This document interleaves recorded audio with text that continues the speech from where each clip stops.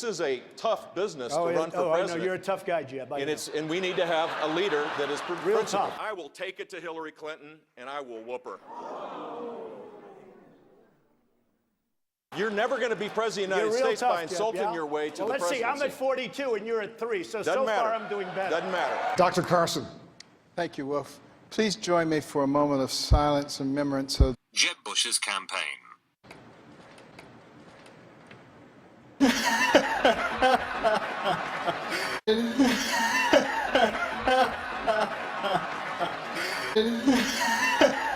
I love my dad. I'd kill for him. I'd go to prison for him because I love him so much. I'll give him a warm kiss.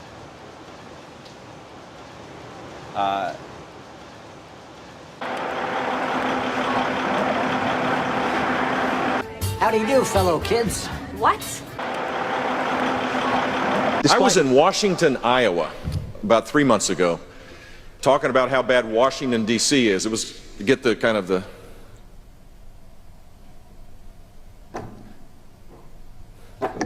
Anyway. For goodness sake.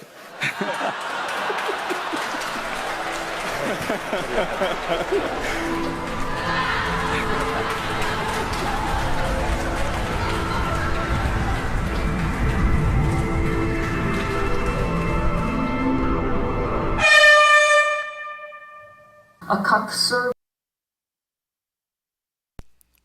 All right, hello everyone, and welcome to the first Metocast of the new year, the current year. It's 2016. Come on.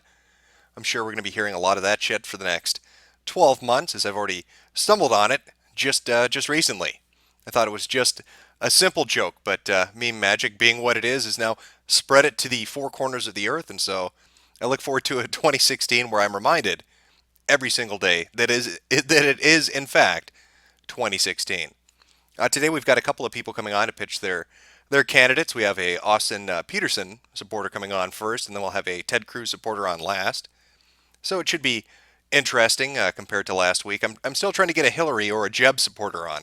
It's a little hard to find them. You got to look under a rock, really, especially for Jeb. You know, I know he gave away his famous guac recipe while he was begging for money. I don't understand how a man who has a $130 million war chest needs to ask for donations. He actually sent out an email to people stating, you still have a day or two to donate. This is just at the end of the year. You still have a day or two to donate. We really need to do this for Dad. You know, one day I'm going to do a video on Jeb Bush because I think you really need to understand how depressing his situation is. In fact, I'm going to speculate and say he's not going to live past March. I really have a feeling, based on the interviews I've read where they talk about people that are associates and quote-unquote friends of his, how sad and miserable he really is, and how desperate he is for his father's attention, which he apparently never receives. So that'll be something to look forward to. I wanted to talk a little bit of shop here before we get into the actual Austin Peterson supporter about kind of the general direction of the show. There seems to be a little bit of confusion, so I just wanted to kind of clear this up. Metocast is, at its core, average, everyday people talking. This isn't a political expert. You know, these aren't erudite people that are going to come on and fedora tip their way around case law and talk about political platforms and the intricacies of it. It's just your average person coming on. Almost the lowest information voter, if you really think about it. But it's the average person coming on and just talking about why they like their candidate. That's really all it is. I could get people who are experts on everything they want to talk about, but that's not what this is geared to. It's just real, normal, everyday talk. The kind of person that you would interact with around the Thanksgiving Day table. That is what it is trying to be, and that's kind of what I'm shooting for. I've had people say, why don't you bring on, you know, insert the name of any well-known YouTuber, or why don't you bring on this individual, or somebody with a large following. Again, this isn't meant to network or to try to bring in large people. It's open to anybody. Absolutely anybody can come on. They can talk about a candidate they like or don't like, and there's no qualifier. There's no set. You don't have to have 1,000 subscribers. You don't have to even be known. You could be using an egg account. It doesn't matter to me. I just want real people to come on and talk about their candidate and try to sway us like you would another person you're talking to on the street. That's what's interesting. I want to know what actual voters think, and I want them to be able to explain their positions, be they informed or not informed. Now, last week, we had Kyle come on to condemn a candidate. And if you stuck around to the end of the Metocast, what you would have heard was a discussion about drug law. It went past him talking about Trump, and we talked for about a half an hour on drug law. Now, he had stated that he believed that the majority of drug users are not using it recreationally, that they are in fact using it for medicinal purposes. And I have something that's completely unscientific. This is not, this is as unscientific as you can get, but somebody had put a poll up in the comments after the stream had finished, and I want to read the results to you because I think it's entertaining, at least from my perspective. I'll put a link to it too later on if you actually want to go look at the poll yourself.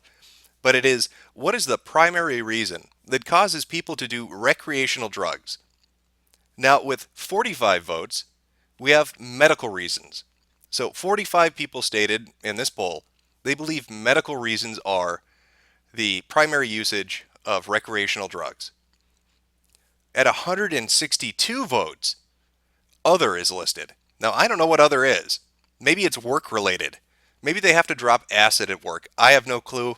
Could be anything. That's what other is. That's 162 people. What is a primary reason that causes people to use recreational drugs? And finishing it out, the last result. Take a moment, take a wild guess as to what you think that number is going to be. Because it comes in at a whopping 93%, or 2,701 votes to get high. Now again, this is a completely unscientific poll, but there is a bit of a gulf between those two numbers. You have medical reasons at 45 votes, and to get high at 2,701 votes. So Kyle, I don't know if that's acceptable to you, but that's just a basic questioning of the people that watch the Metocast and on what they would believe the primary reason for drug use is, or people who actually use drugs. I don't know. That wasn't a caveat in the poll itself, but there's some numbers for you. You've got 2,900 votes, and that's how the numbers broke down. Now, one of the final things I wanted to talk about kind of going forward, while I'm interviewing these people, while I'm talking to them, whether they're pitching a candidate or even condemning a candidate, I want to try to ask the questions I'd be interested in that I think most people would have an interest in hearing them answer. Now, I'm not always going to ask the questions you want to hear, and so I want to give you an opportunity to at least try to ask them something. Now, I tell you to go to Ask FM, but Ask FM changed its terms of service and has basically destroyed what the social media platform that it was about. You can't really be anonymous anymore on Ask FM. You can't really have privacy. They'll take down answers now for being offensive. And so it's useless for my purpose. So if you have a question while these segments are going on, I'm going to try to give at least 10 minutes near the end to ask something you might be interested in from the person that's speaking. Maybe you're more eloquent than I am. Maybe you have a better question about a policy they bring up. Or maybe you want to call me or them out. I don't know. So you can go on Twitter and you can simply do hashtag Metocast, METOCAST. We will be completely alone in that. Nobody else is going to use that hashtag. It has no purpose outside of this. It is our own little thing. So if you have a question or a concern and you want me to bring it up to the person pitching or condemning, that's how you can do it. So I'm trying to give you an avenue going forward. Also, as a reminder, next week's Metocast isn't going to have anybody coming on for pitch or condemn. It's open to everybody. I'll have a system set up mid-time this week. But anybody can come on, you'll get 10 to 15 minutes, and you can bring up any political subject you want. If it's outside of politics, it better be really damn interesting because otherwise it's just not going to fly. And if you're more, if it's something really in-depth or entertaining or, extraordinarily interesting, we'll give you more time. But that's going to be on the 9th. That's the next episode on Saturday coming up. And so I'll have the system in place if you want to come on. You can say whatever you like, and we'll talk about it going from there. Now I'm going to try to bring in the Austin Peterson supporter, and we'll see how that goes going forward here. Give me one moment while I message them. I told them I'd give them a slight heads up that I'm going to be bringing them in, so we'll get that started.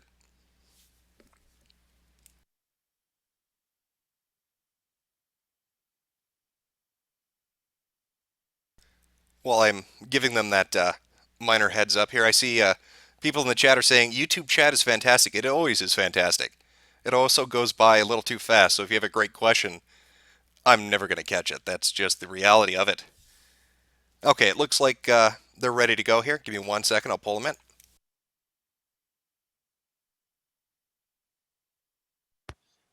Hey, Okay, hey, can you hear me? yeah, I can hear you. Okay, fantastic. We're on right now, so just so you don't say anything you don't Yeah, want to I say. was I was watching the stream. Oh, fantastic. So how do you want me to refer to you? What should I call you while we're doing this? You could just call me Chris. Okay, Chris. Well, if you've seen the previous couple of episodes, you kind of know how this starts out. Why don't you tell us, the viewers and myself, who you're pitching for and kind of why you think we should be interested in them and why we should Right. vote for them? Right. Well, obviously, I was reading the chat, and not a lot of people even know who the guy is. He's a Libertarian Party candidate, so he's third party, not Republican or Democrat. He runs a website, Libertarian Republic. Yeah, he's the owner of it, not the editor in chief anymore, but founder of that website. He was executive producer for Andrew Napolitano's Freedom Watch on Fox News for a while, and now he's running for Libertarian Party's nomination. And he's it says under his campaign's website under the about section, he's just basically a constitutional libertarian, believes in economic freedom, personal liberty. He's got a passion for limited government. Worked at the Atlas Research Foundation, so you could kind of get a good idea of who he is from that. Okay, okay. I think it's an interesting contrast. You said this is the Libertarian Party candidate, correct? Yes. Because we had last week, we had somebody come on to pitch Rand Paul. Hmm. And he and his father Ron are kind of seen as almost, I'd say, chameleon Republicans. You know what I mean? I see a lot of libertarians, at the very least, talk favorably of them. So I think it'll be kind of a good Hmm. comparison between what his, stances are, what his political policies and planks are, compared to somebody like a Rand Paul. It kind of gives a good contrast to see what is the difference between somebody running under the Republican Party and somebody running under the Libertarian Party. So, Yeah. what would you like to start this off with? What subject do you think is the most appealing that he has to voters? Is it taxes, security, freedom? What would it be? Okay. Well, he actually has a really nice platform section on his website, and I kind of just wanted to go through that point by point. If we've got time, there's 10 points. If that's too much, I can try to shorten it somehow. Leave out the questions. We could kind of pick and choose which questions you want to go through, or we can just try to go through each point quickly. Well, this is your time. So if you Okay. wanna do that, I'm more than willing to do it. So why don't you start us off with point number one, and we'll go from there. Okay. So first point, is there any way you could reduce your echo, because I'm hearing myself a little bit on your end? I'm not sure if I could do that. I'm sorry. Okay. I have this running through Skype, so it's a little wonky. All right, no problem. Okay, so point number one is taxes and spending. And the plan is to reduce economic inequality by lowering barriers to entry in the marketplace, licensing, taxation, and fees. Urge Congress to adopt the penny plan, across the board spending cuts of 1% per program. Abolish the existing complicated tax code that discriminates against the most productive Americans and replace it with a simple flat tax at the lowest rate necessary to support the core functions of government. Seek voluntary ways to fund public services where possible, lotteries, tolls, etc. Okay, so we have a few things. Now, you said the penny policy, right, where it's a 1% Yeah. cut to every government program you can think of. Mhm. Does he go into depth, or do you know any information about that? I mean, how does he Yeah. plan on implementing that? Are we going to be firing people? Are we going to be shrinking what the responsibilities of those different departments would be? How would that be enacted? What would be the mechanism by which that would work? Okay, so you have to realize, say there's a program that's costing, I don't know, $100 billion a year. Um, and basically, essentially, what the penny plan would do is it would say, is this program essential? And if it is, okay, let's cut it. Now, if it's not essential, let's cut it. Now, if it is an essential program, we'd look at a different one that's not so essential that we'd cut 2% from. But say this is a non-essential program, you cut $1 billion from that program, and what essentially that would do is, it would $1 billion from the budget gone, and now that program only has, $99 billion to run on. So I guess the people managing that program would have more of a say on where that goes. But whether to fire people, whether to just not function as many days, what have you. But moving on from that. Well, wait, I wanted to just touch on a Okay. few things. Yeah. Okay, so the implementation is it goes down the line. So let's say we have an essential program at 1%, but we don't want to cut anything from that, so we go to 2% to the next. Yeah. And then you talked about budgets as well. Let's say this government service or this department has a budget cut. So does he, as part of his plan, then have something in place where budgets are handled differently? I mean, the money is sort of assigned Right. depending on Yeah. the agency. There's plenty of different parts of his platform where he talks about the different programs. He'd cut, just plenty of different things. So, for example, uh, another part of his platform is, restoring health freedom, and Obamacare takes a lot of money to implement the website. He had to spend a ton of money to do that. So for example, that would be something he would cut. Then that would be a way we could save money. Does that answer your question, or did you want me to be more specific? No, no, sort of.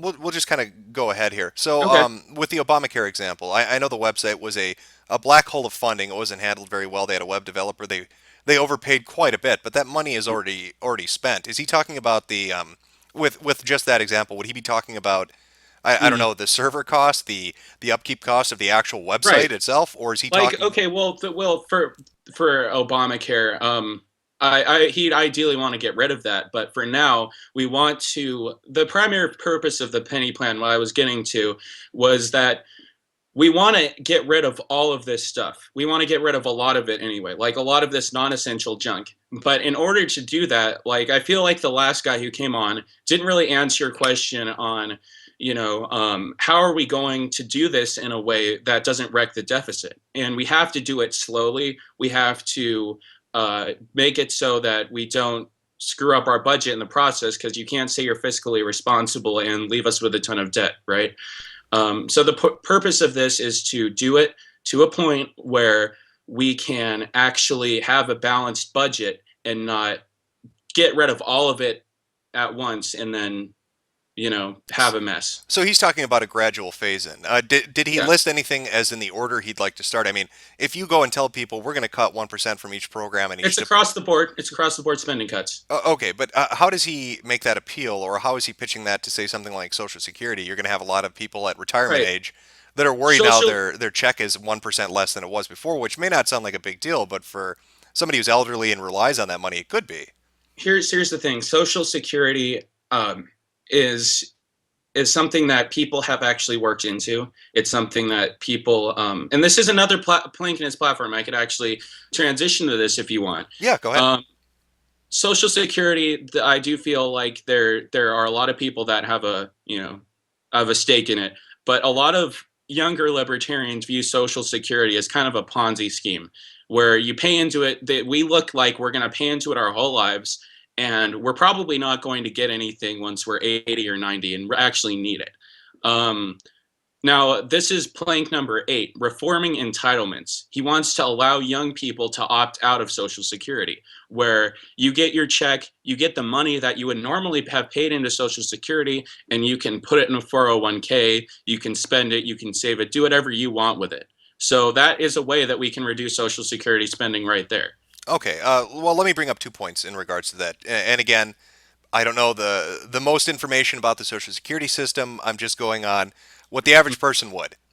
When you're talking about you're allowing, so is the Libertarian Party, is it a party comprised mostly of young people?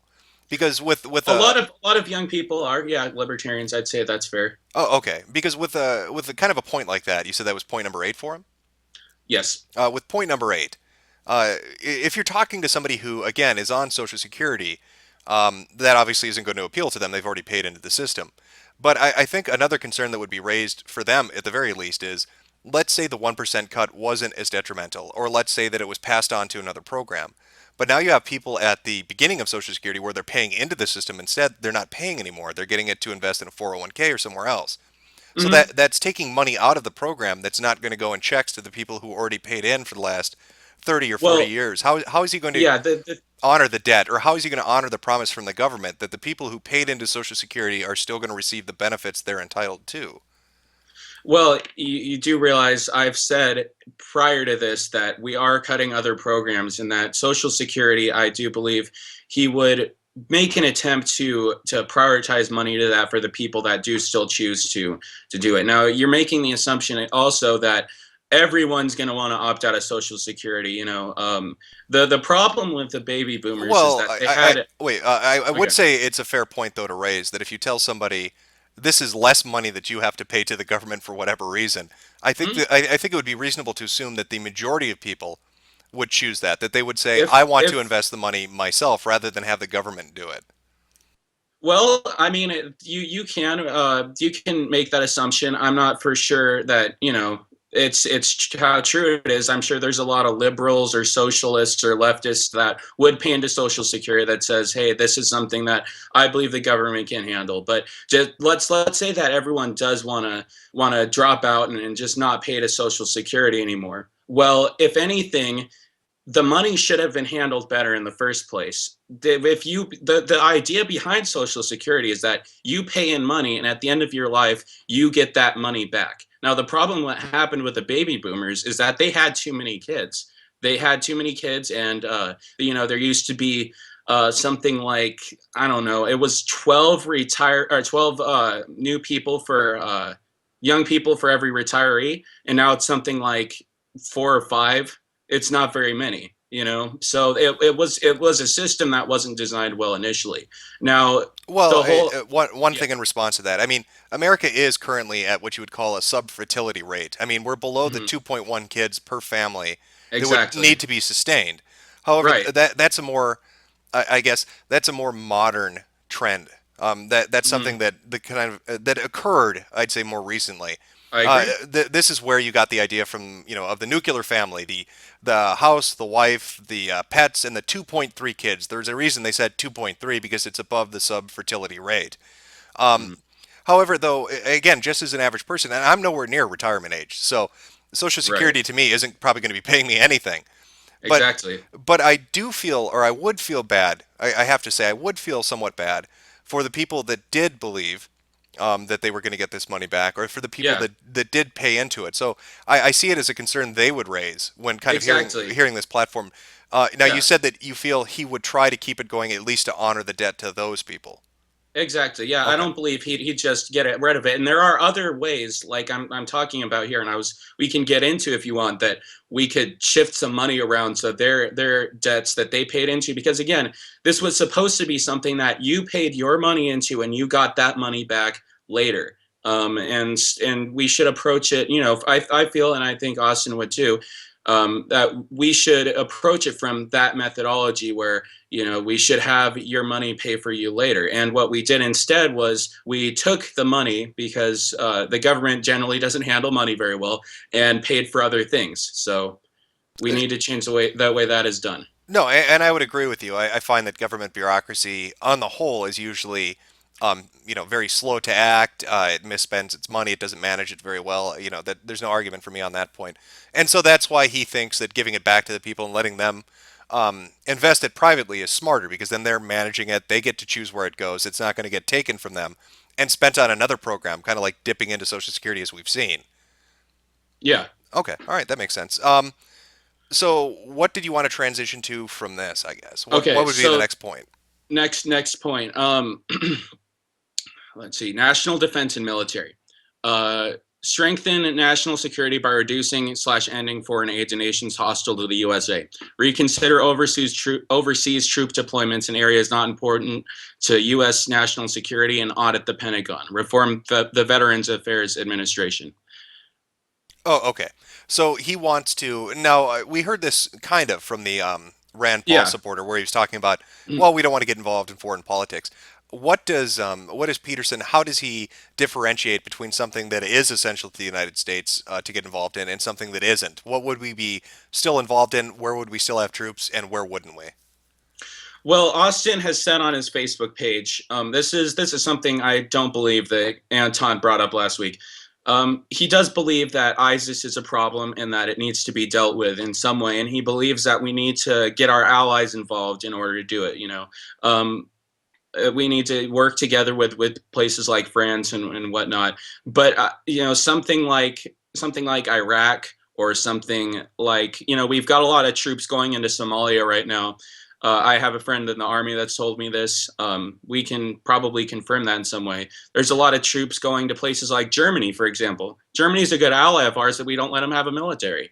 So Japan, this is probably somewhere we don't need to go. But the first thing that said this is strengthen national security by ending foreign aid to nations hostile to the USA. And that means we don't have these big weapons shipments that go over there to places that don't have a reliable military and then get stolen by ISIS or whoever else like that. Or, nations that generally have a anti-US sentiment. Why are we sending money to these places? So these are generally areas that Austin would try to reform. Oh, okay. A few things in relation to that. So he would pull out troops from, say, Somalia or maybe a Japan, something like that. Would he keep them at the DMZ? Would we still have troops between South and North Korea, or would he feel the South Koreans could manage that on their own, that it's been long enough that they can handle that? He would probably listen to his generals on the DMZ thing. I mean, again, I'm going to be honest with you straight up. I don't know a ton about the Korean border. I've heard that there's a lot of the South Koreans are very scared that the North Koreans might attack or something, and they'll get overwhelmed by that because the North Korea has a lot of weaponry. But I think what he's primarily saying is that we have to balance. There needs to be a balance of who we send money to and why. Now, South Korea is our ally, and we let them have a military. So it probably doesn't cost us as much as running their entire military like we do for Germany and Japan, or at least most of it. So I would say that he'd be okay with helping them defend their borders, since they're a U.S. ally and we trade with them and they have benefits for it. We get technology from them, what have you. But he wouldn't want to run their military or intervene and tell them how to use it. I think that's mostly what he's trying to say here. Oh, okay. The only reason I bring up the South and North Korean example is because some people would see it as a proxy war, with North Korea supported by China and the United States supporting South Korea. In relation to giving foreign aid to different countries that are hostile or misusing it, or funding weapons and terrorism and things like that, yeah, that to me that makes sense. However, how does he see foreign relations with countries that do that on their own? Look at Saudi Arabia, look at Israel, look at nations like this that have had accusations that they are somehow facilitating or funding terrorism or groups that are hostile to the United States. Does he see a renegotiation of our interactions with them, or are we still allies? Do we still have good relations? How does he manage that? He's a constitutionalist, like I said, and he believes in what the founders have said, and likes to base a lot of what he does off of what they said. So George Washington, I believe it was, says we should have an honest friendship with all nations, but entangling alliances with none.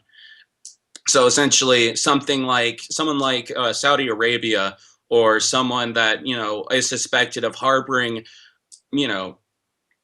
what have you, terrorist groups, rebel groups, whatever you want to say. Trade with them, do business with them, but generally distance yourself from those countries. I would say that's probably what the foreign policy plan. Yeah, the foreign policy plan almost sounds like a Ferengi. Like we'll do business with anybody, but we're not going to go to war for you. Is kind of essentially what it is. Exactly. Okay. Let's just again, we'll walk point by point through the platform. What's your next point? Next point: free trade. Lower barriers to trade with foreign nations and allow American companies the leeway they need to develop domestic energy production in order to create good-paying jobs at home.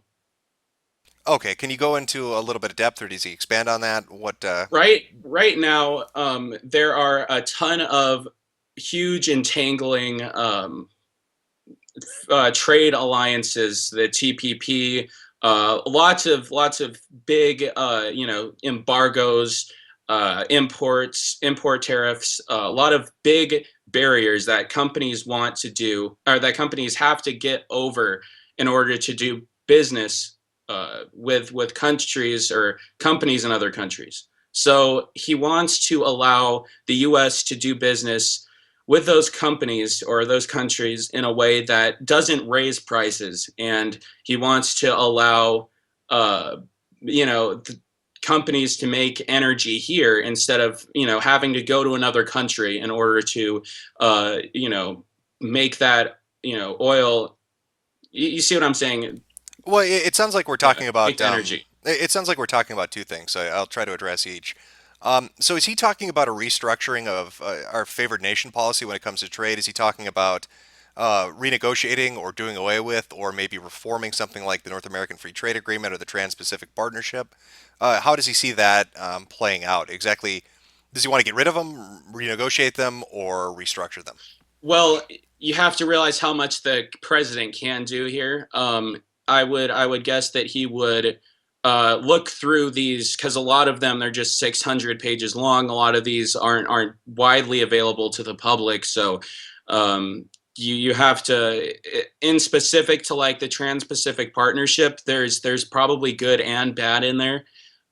So I would say probably renegotiate it before you just hastily get rid of these deals. Well, from what I know about the TPP, it's I believe one part of legislation, or it's one agreement Mm, amongst three that is supposed to exactly. set up a trade system worldwide. Now, the other point I guess I would get to, in kind of in relation to this, when you're talking about tariffs, when you're talking about taxes and opening up freer trade with other countries, you say that you want to make it cheaper for companies to produce here rather than going over there. But if you're Mm. removing import tariffs, if you're restructuring taxes and the tolls that people are paying, wouldn't that make it more attractive for a company to go outside the U.S. because they're not getting hit than re-importing whatever it is they make? I know that's outside of energy, but Wait, you think that companies will leave the country because there's lower taxes here? no. What I'm saying is, if you're telling me that are you when you said import tariffs, are you talking about Well, companies? I'm just using that as an example. There's a ton of different barriers that companies have to go through in order if they want to trade with someone else in another country. Right, right. But to make free trade more attractive with the United States, we'd decrease or eliminate import tariffs. So we'd make it cheaper for them to bring products over here. So what is to stop a company from saying, I want to go to India where I can pay workers 5 cents an hour, make the product, and then I can ship it over to the United States, and now it's even cheaper because I'm not getting hit importing it back or exporting it back into the Well, U.S. that's not really that's you when you're trading overseas, you have to ship it all the way across the ocean. You have to, wait for all this. You have to pay a ton of people to get it over here. You have to. These things cost money. So, I'm not exactly sure why it would be more expensive to do business overseas at that point. If he is against the minimum wage here, so again, just go, why would you ship your company all the way across the ocean and go through all those hoops if doing business here is also pretty cheap? Well, yeah, but what I'm looking at or what I'm considering is Hmm. you set up this new system, and he's talking from a federal level, but you still have different state taxes, you still have different costs associated with doing business in the Of U.S. course. I don't know how much of a hindrance, importing into the United States is. I don't know how much they're getting hit for. I mean, granted, there is a cost associated with shipping the materials and then shipping the product back, but in the United States itself, you still have to ship the products around. They're still going on a plane, they're still going on a truck, they may even be going on a boat. So I think that's Yeah. already built in. Granted, it would be more, but it's not unheard of. It's not like they have to create a new system, a new logistics system to handle it. I mean, it's something they're already familiar with and they already have in place. And again, that's why I bring that up. Okay. Fair enough. Fair enough. Okay, what would your next point be? Next point. Audit, okay, monetary policy. Audit the Federal Reserve, institute a monetary commission devoted to studying the implications of replacing central banking with free banking and abolish laws of legal tender. Okay.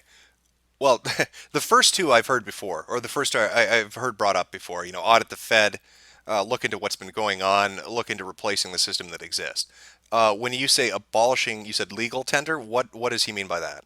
Okay, so right now, when you go to work, you have to get paid in dollars so the U.S. government can tax you. And what he essentially wants to do is, and generally companies do businesses in dollars. Generally, that's it's fiat money. So he wants to give people the freedom to do business with commodities, barter, do whatever you want in terms of how you use money. So you can pay people in silver certificates, you can pay people in Bitcoin, you can pay people whatever kind of money that you want, and allow people to trade if they don't have faith in the dollar the ways that they choose to. Okay. I think a few things related to that just off the top of my head. And again, I'm not the most informed person, so you'll have to bear with me. When we're talking about debt owned by foreign nations, that's calculated through the dollar and the strength of the dollar.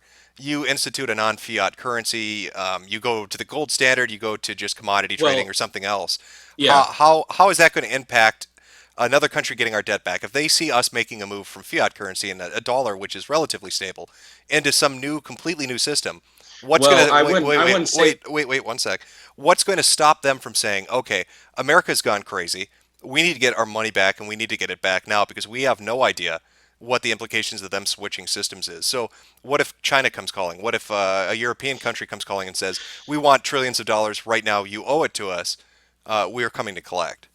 Okay, here's the thing. I don't think the dollar is stable. I mean, I don't really think that's a fair argument to make. The dollar Well, I would say is that not it's really backed by anything. okay, but I would make the argument that if you went to somebody just today and Yeah. said, "I can pay you in dollars," or promissory note signed by myself, they're probably going to want to go with the dollar. Promissory notes instead of that, like You you said a actually no. You saying. said a barter system that you can pay and Okay, trade in anything you want. what I said was silver certificates, and what that essentially is that I have silver payable to you at any time you want to get that. Yeah, but that's a promissory note. Who is the silver guaranteed by? It's guaranteed by you. I only have your word, not the backing of a government. Okay, but that was an example. I could, if I actually gave you a silver dollar right now that has a melt dollar of $15. I think most people would rather actually have that than a bunch of paper. I'm not arguing that fiat currency. I don't want you to misunderstand me here. Okay. I'm not arguing that fiat currency is the best currency. We could have a debate on finite resources and using materials as money rather than something like fiat currency. That would be a separate discussion. All I'm saying is when it comes time to collect on a debt or to do a trade or exchange commodities, Okay, so you're wait. wondering. Well, yeah, I'm wondering what the security is from my position. Sure, you could give me silver, you could give me gold, and then say, "See, I'm reliable." I'll give you certificates saying that it's backed. But again, from my perspective, you're not a government with an income from tax revenue. You don't have land holdings. You're just a guy. So your promissory note, even if you give me cash up front, doesn't really put security in my mind like the United States government saying, "We print the money, we back the money." It's reliable. You see what I'm saying? That's I The think what a only concern would be from the average person, just the average person. Okay, the average person. I mean, okay, with the average person, I would explain it this way.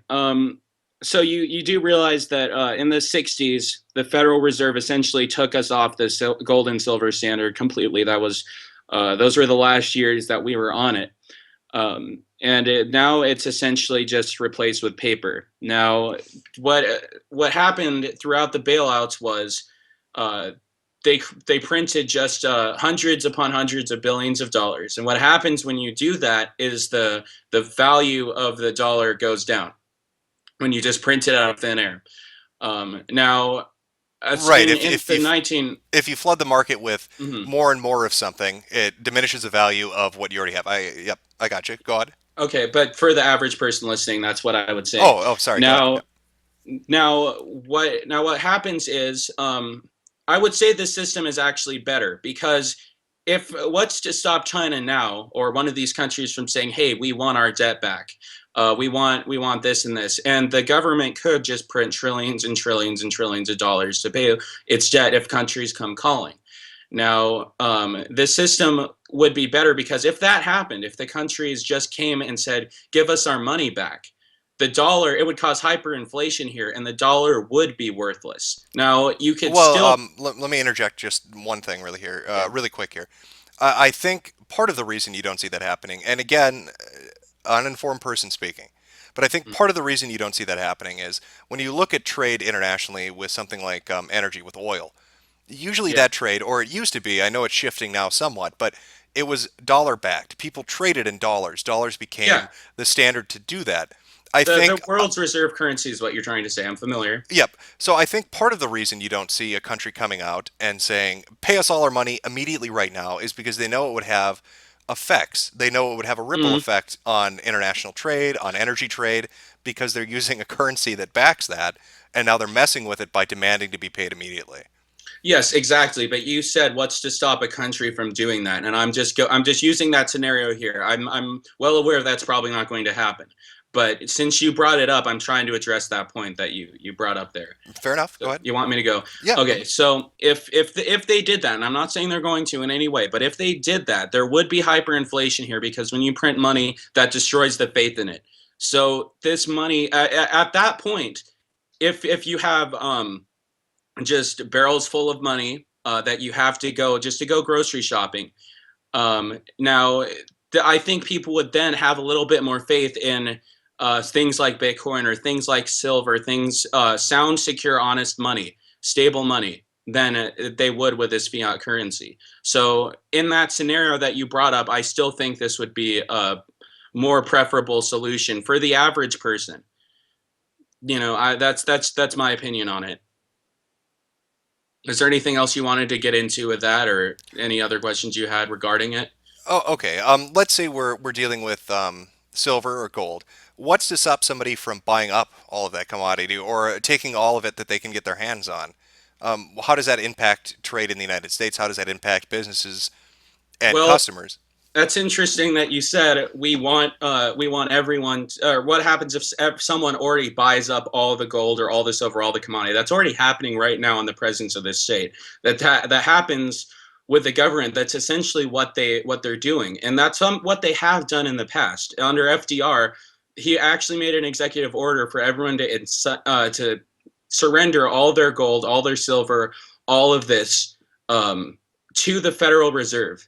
And I think with this system, if with more decentralization and more freedom to do with your own currency, with what as you please, something like that isn't actually a threat. So How it's do, already happening now. So I okay, mean, okay, how would it's you, be a better scenario. what would the regulating body be, or what would the exchange body be?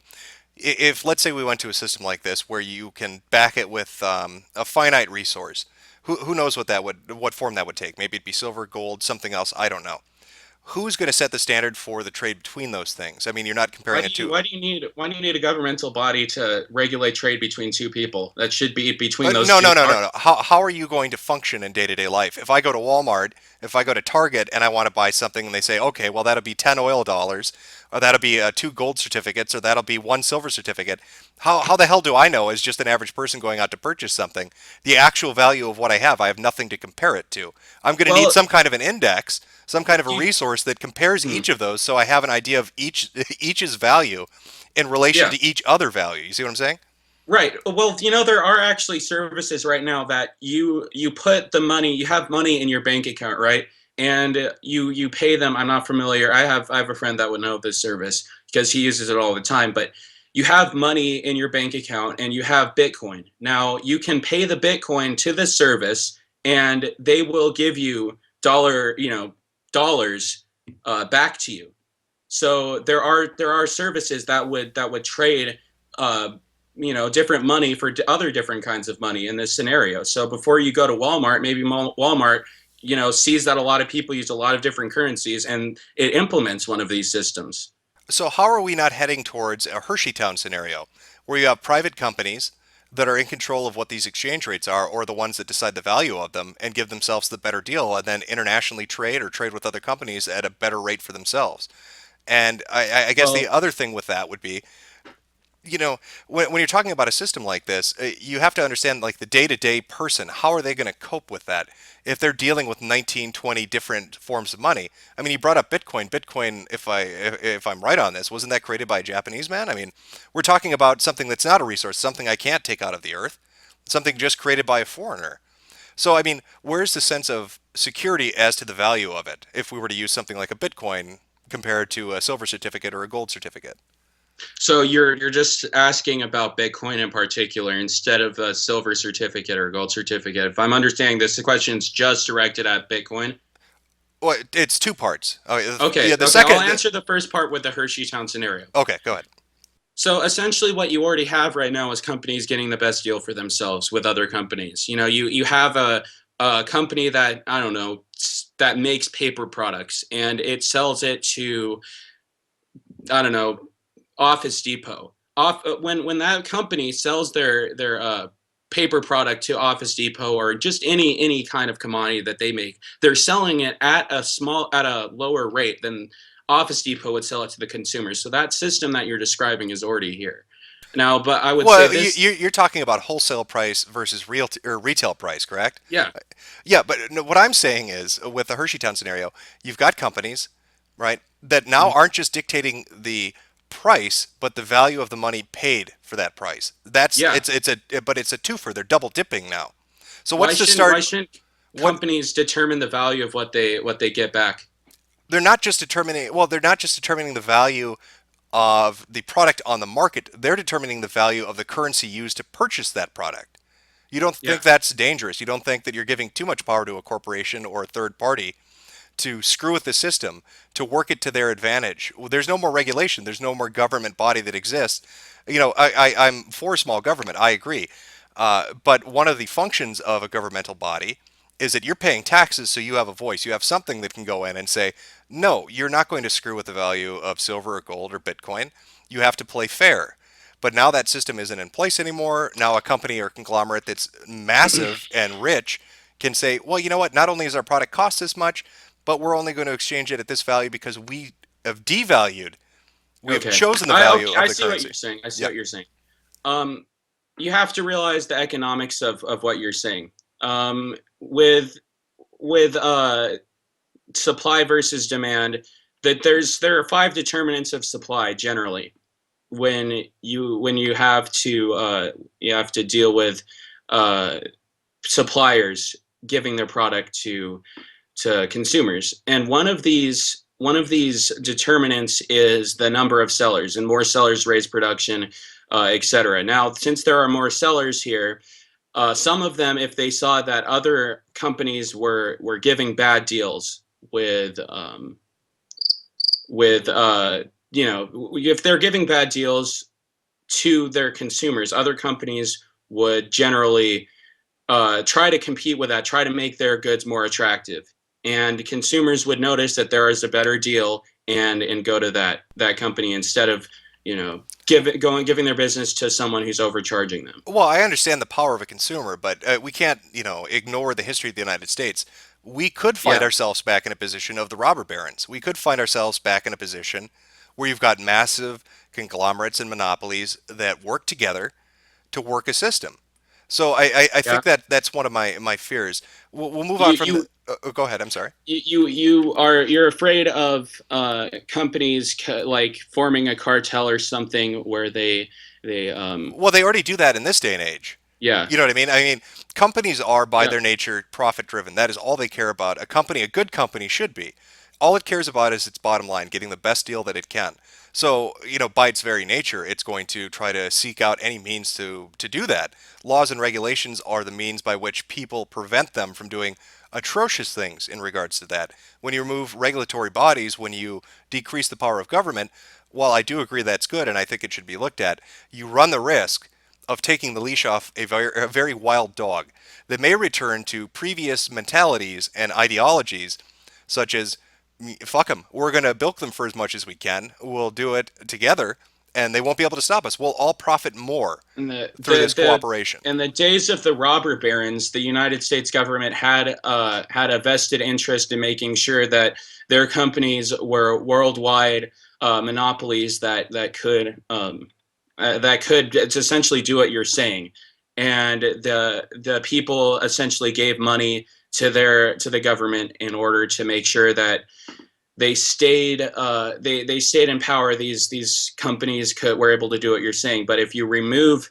if you limit the power of government more, and you saw the companies, they employed the police to break up the unions, the people demanding fair wages. They used the power of the state to enforce this. But I think what Austin wants to do is he wants to remove that state power to make sure that these companies can't screw over aren't protected when they screw over the consumer.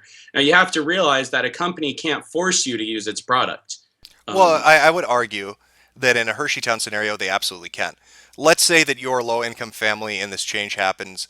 You don't have the money to move to a different location. So what if it's a regional company? What if they own all the businesses in the area?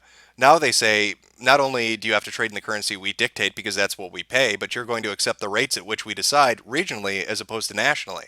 So what's to stop them from doing that? There's some, I mean, that was a problem back in the day, but we have the internet where people can easily find all sorts of different deals on a wide different market of on a wide market of different goods, different no, no. prices, different. I guess I should rephrase that. I'm sorry, it's my fault. What I mean is, let's say that I'm currently living in a hypothetical town. That's the name of it. Okay. It's hypothetical town, United States. And in hypothetical town, United States, there are 5 major companies, and those 5 major companies decide we're going to pay out using this specific currency. And this specific currency is only good in this town. Nobody else wants it because we screw with the exchange rates. We just basically want to get it back.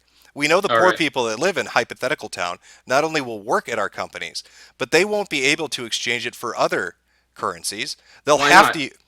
Why wouldn't what's to stop someone from making a company that that goes Oh, no, that no, goes no. outside? Okay. If you have a regional currency that's just in one town, what's going to be the attraction for some multinational corporation or for some statewide corporation to say, yeah, I want hypothetical town dollars. That's really important to me. What Yeah, would be their...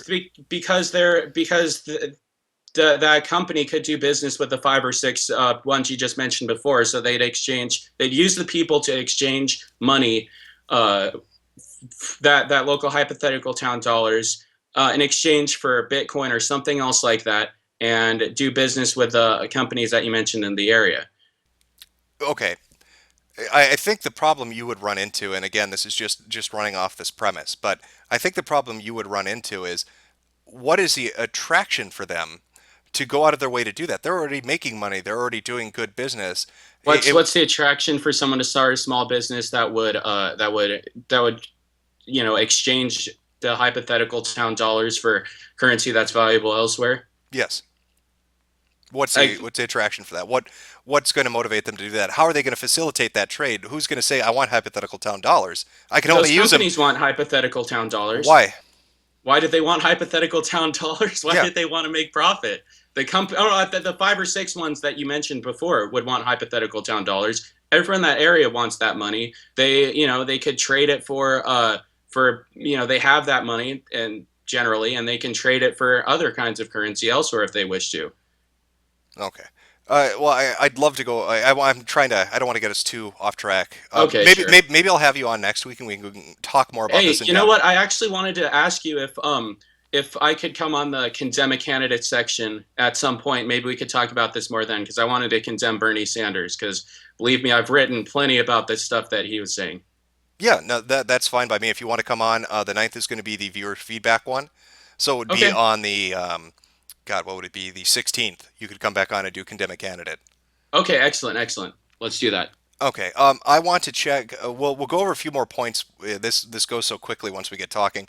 We'll go over a few more points here and then we'll wrap it up. But I told people if they had questions or if they wanted to bring something up, maybe I'm not asking the right questions. Maybe they have a point I just haven't raised. So I'm going to check that really quick. If you'll bear with me 1 second, All right. and we'll see if anybody has anything they think is relevant to anything we've discussed, any of the policies that have been brought up. All right. You're gonna have to give me a second. Just reading through. Okay, let's see.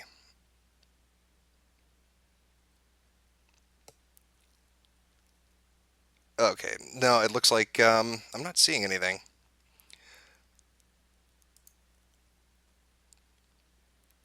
Okay, here's one from Sergeant Slaughter. A digital currency can be manipulated by people with access to large servers to just mine them. Bitcoin is insanely unstable. If we were to move towards, I guess, a digital currency, or if that was used as one of the exchanges, do you see that as being an issue? Do you see that as being unstable, that people could work the system to affect the value?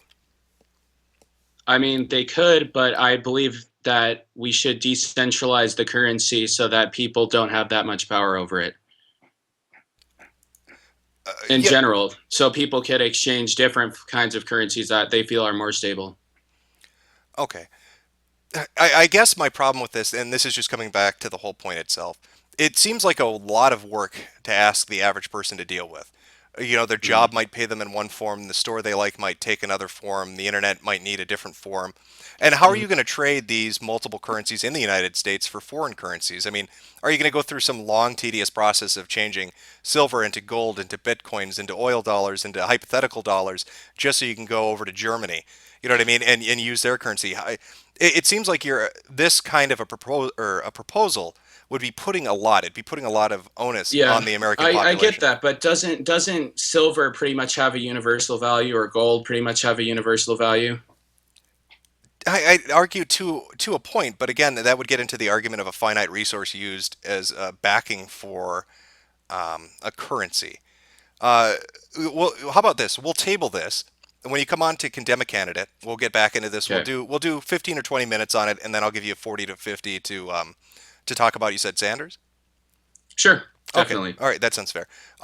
We'll do two more points and then we'll close it up. So, what do you think the last 2 points? Go ahead and pick them. Decide what you think is most important for people to hear about. Final two. Yeah, final two. What do you think is most important for somebody, a potential voter who would be interested in this candidate? What other 2 points, the last two in his platform, would really appeal to them or be of interest to them? Okay, so crime and punishment. Reclassify the war on drugs as a medical problem, not a criminal problem. Deschedule drugs at federal level. Okay, so we're talking about removing Schedule One, Schedule Two, Schedule Three drugs, and Yeah. is it any regulation or is it just completely open? Um, I mean, here's the thing. It's I think it'd be completely open. Oh, okay. So there's no. Uh, okay. This would get us into another long conversation. But Mhm. so is he talking about just anybody? So I could brew up stuff in my basement, and a company could make it in a laboratory, and it's equally fair to sell it to somebody and have them ingest it. Yeah, if those two consenting parties agree. Okay. Would there be any regulations to protect them if they get injured, or would we just rely on the current criminal and civil structures that exist? I mean, protect them if they get injured. I mean, if they get injured doing drugs irresponsibly, I believe that should be their own responsibility to fix. So, No, I meant uh, if, let's say I'm cooking up bathtub gin and I cut it with paint okay, thinner, and then your stomach ends up, you start throwing up blood because you just drank paint thinner. What right. what mechanism would he see? Because you're going to open up an entirely new market. So, Well, that's a crime with a victim. So I do believe that that would be prosecuted and dealt with. okay, so he'd use the existing civil and criminal systems to deal with It that. would. If by existing criminal and civil systems like judges and courts, sure. Okay, all right. And then what was your final point? That was the deregulation of drugs, the declassifying the schedule system that they use right now to classify drugs. What would the final point be for Mr. Peterson? uh, Immigration, streamline our immigration system by following updated Ellis Island style protocol, security check, disease check done. Okay, so what does he mean? I guess again, I don't know what the Ellis Island Protocol is or what their standards are. Right. So what does he mean by that? What does that look So like? before the current immigration system, when someone wanted to come over to the country, instead of filing out a bunch of paperwork or whatever, they would go to Ellis Island, wait for a while, and and come over after things were sorted out with them. Now, the problem that happened today is that there was not a welfare state, or at least not a robust one back in the day. So people wouldn't abuse the system. They would have to come over and find work, find family, or they wouldn't come over at all. So this system would essentially encourage people who are actually hardworking, who actually want to contribute to our economy, to come over here and contribute, instead of having being discriminated against. Just like, if you actually want to follow the system, because now it's easier to come over here illegally and abuse the system. Okay, so we're talking almost kind of like a Heinlein model or a French Foreign Legion model. You're talking about service guarantees citizenship. If you provide a value, if you're valuable, if you work, if you have some amazing special skill or special trait, that's how you're going to gain entrance. You can't just show up and say, hey, I worked part-time at McDonald's like 10 years ago, and my education's level 4th grade, and I don't really have any family let me in. That's kind of what we're talking about. Well, right, but I think if you're willing to work hard and to save money, you should be allowed to, come to this country, and I think that's what Austin would agree. Okay. I just wanted to try to get an idea. Sometimes when I have people on, when we've talked about immigration policies, it's a little muddled, so it's fairly straightforward.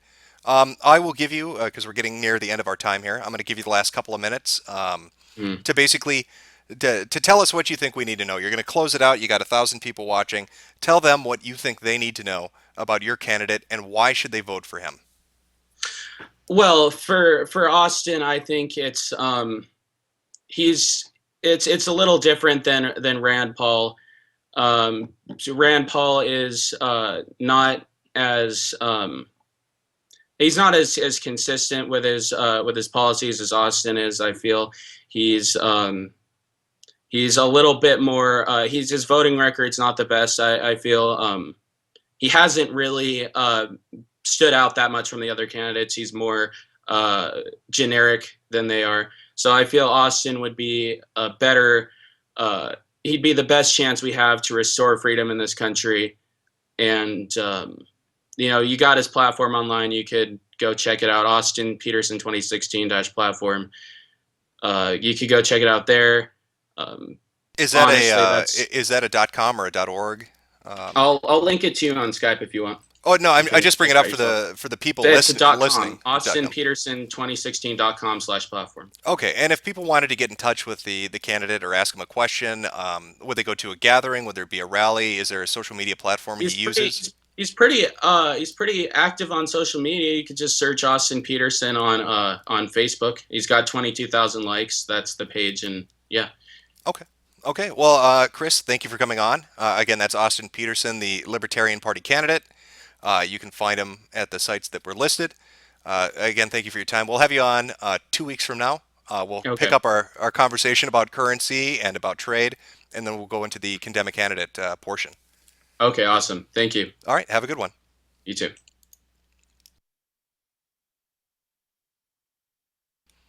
Okay, so that was the supporter for Austin Peterson, the Libertarian Party candidate. I'll try to post a link too as well to the platform and his Facebook page. I'm going to start doing that from now on because I had other people on that had said you can reach my candidate here or you can read about the planks in their platform here. So if you have an interest, I'll post it later. You can go take a look at it and see what you think. I'm reading through the comments. Again, it's Metocast, METOCAST. If you have something you want to bring up, that would be the way to do it. And I had a few questions I didn't get a chance to ask. I will ask them 2 weeks from now when he comes back on. Somebody asked how he justifies tax cuts and incentives for the rich when there are so many people in poverty who won't benefit from them. So I'll make sure to ask that for you. Your Fedora Man, which is a fantastic handle. That is great. Jim said, own us again, bring out the top hats. I'm pulling out those $10 words. I hope you enjoy them. Another person responding to somebody earlier on who had said, you can't destabilize the value of crypto, you fucking retards. So feel free to argue with Niggy Noggy 1, who believes you can't destabilize the value of cryptocurrencies, you retards. All right. Well, we'll do a little bit of news, a few things that have happened over the last week, and then I'm going to have a Ted Cruz supporter come on. I'm not sure exactly when, sometime in the next 30 minutes to 60 minutes. We'll talk with them and see what their candidate thinks.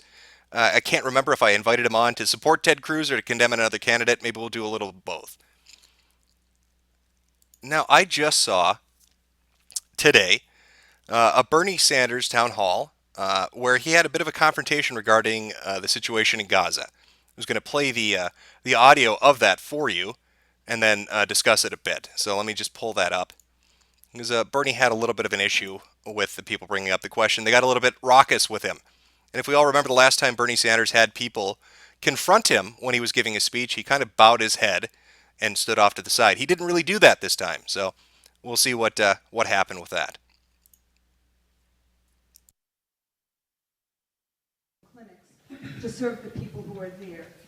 Israel blockades, besieges, and bombs the stateless people who are cut off from the world, and we in the United States reward them with arms and dollars. And the Senate voted its support with Resolution 498 in the midst of this massacre just a few weeks ago. This resolution condemns only Hamas, but it says nothing about what Israel is doing. 1,000 civilians have died in Gaza, 3 civilians have died in Israel. In sending this money to Israel and replenishing their weapons supply at the same time that they're continuing to bomb hospitals, schools, homes, and UN shelters for people whose homes have been destroyed. Now, this is, as I said, Sanders at a town hall. This is a while ago. It's interesting to contrast this from, God, this would be 2 years ago. I keep wanting to say it's still 2015. It's not. But this is Sanders responding to somebody bringing up the Gaza situation, Israel and Palestine, and you can hear his reaction. So it makes it a little bit interesting to see how he'd react now that he's on the campaign trail full-time if somebody were to bring up something similar or raise these points. So I'll try to cue it up here.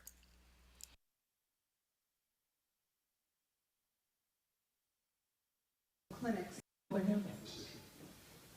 You have a situation where Hamas is sending missiles into Israel. Okay. And you know where some of those missiles are coming from? They're coming from populated areas. That's a fact.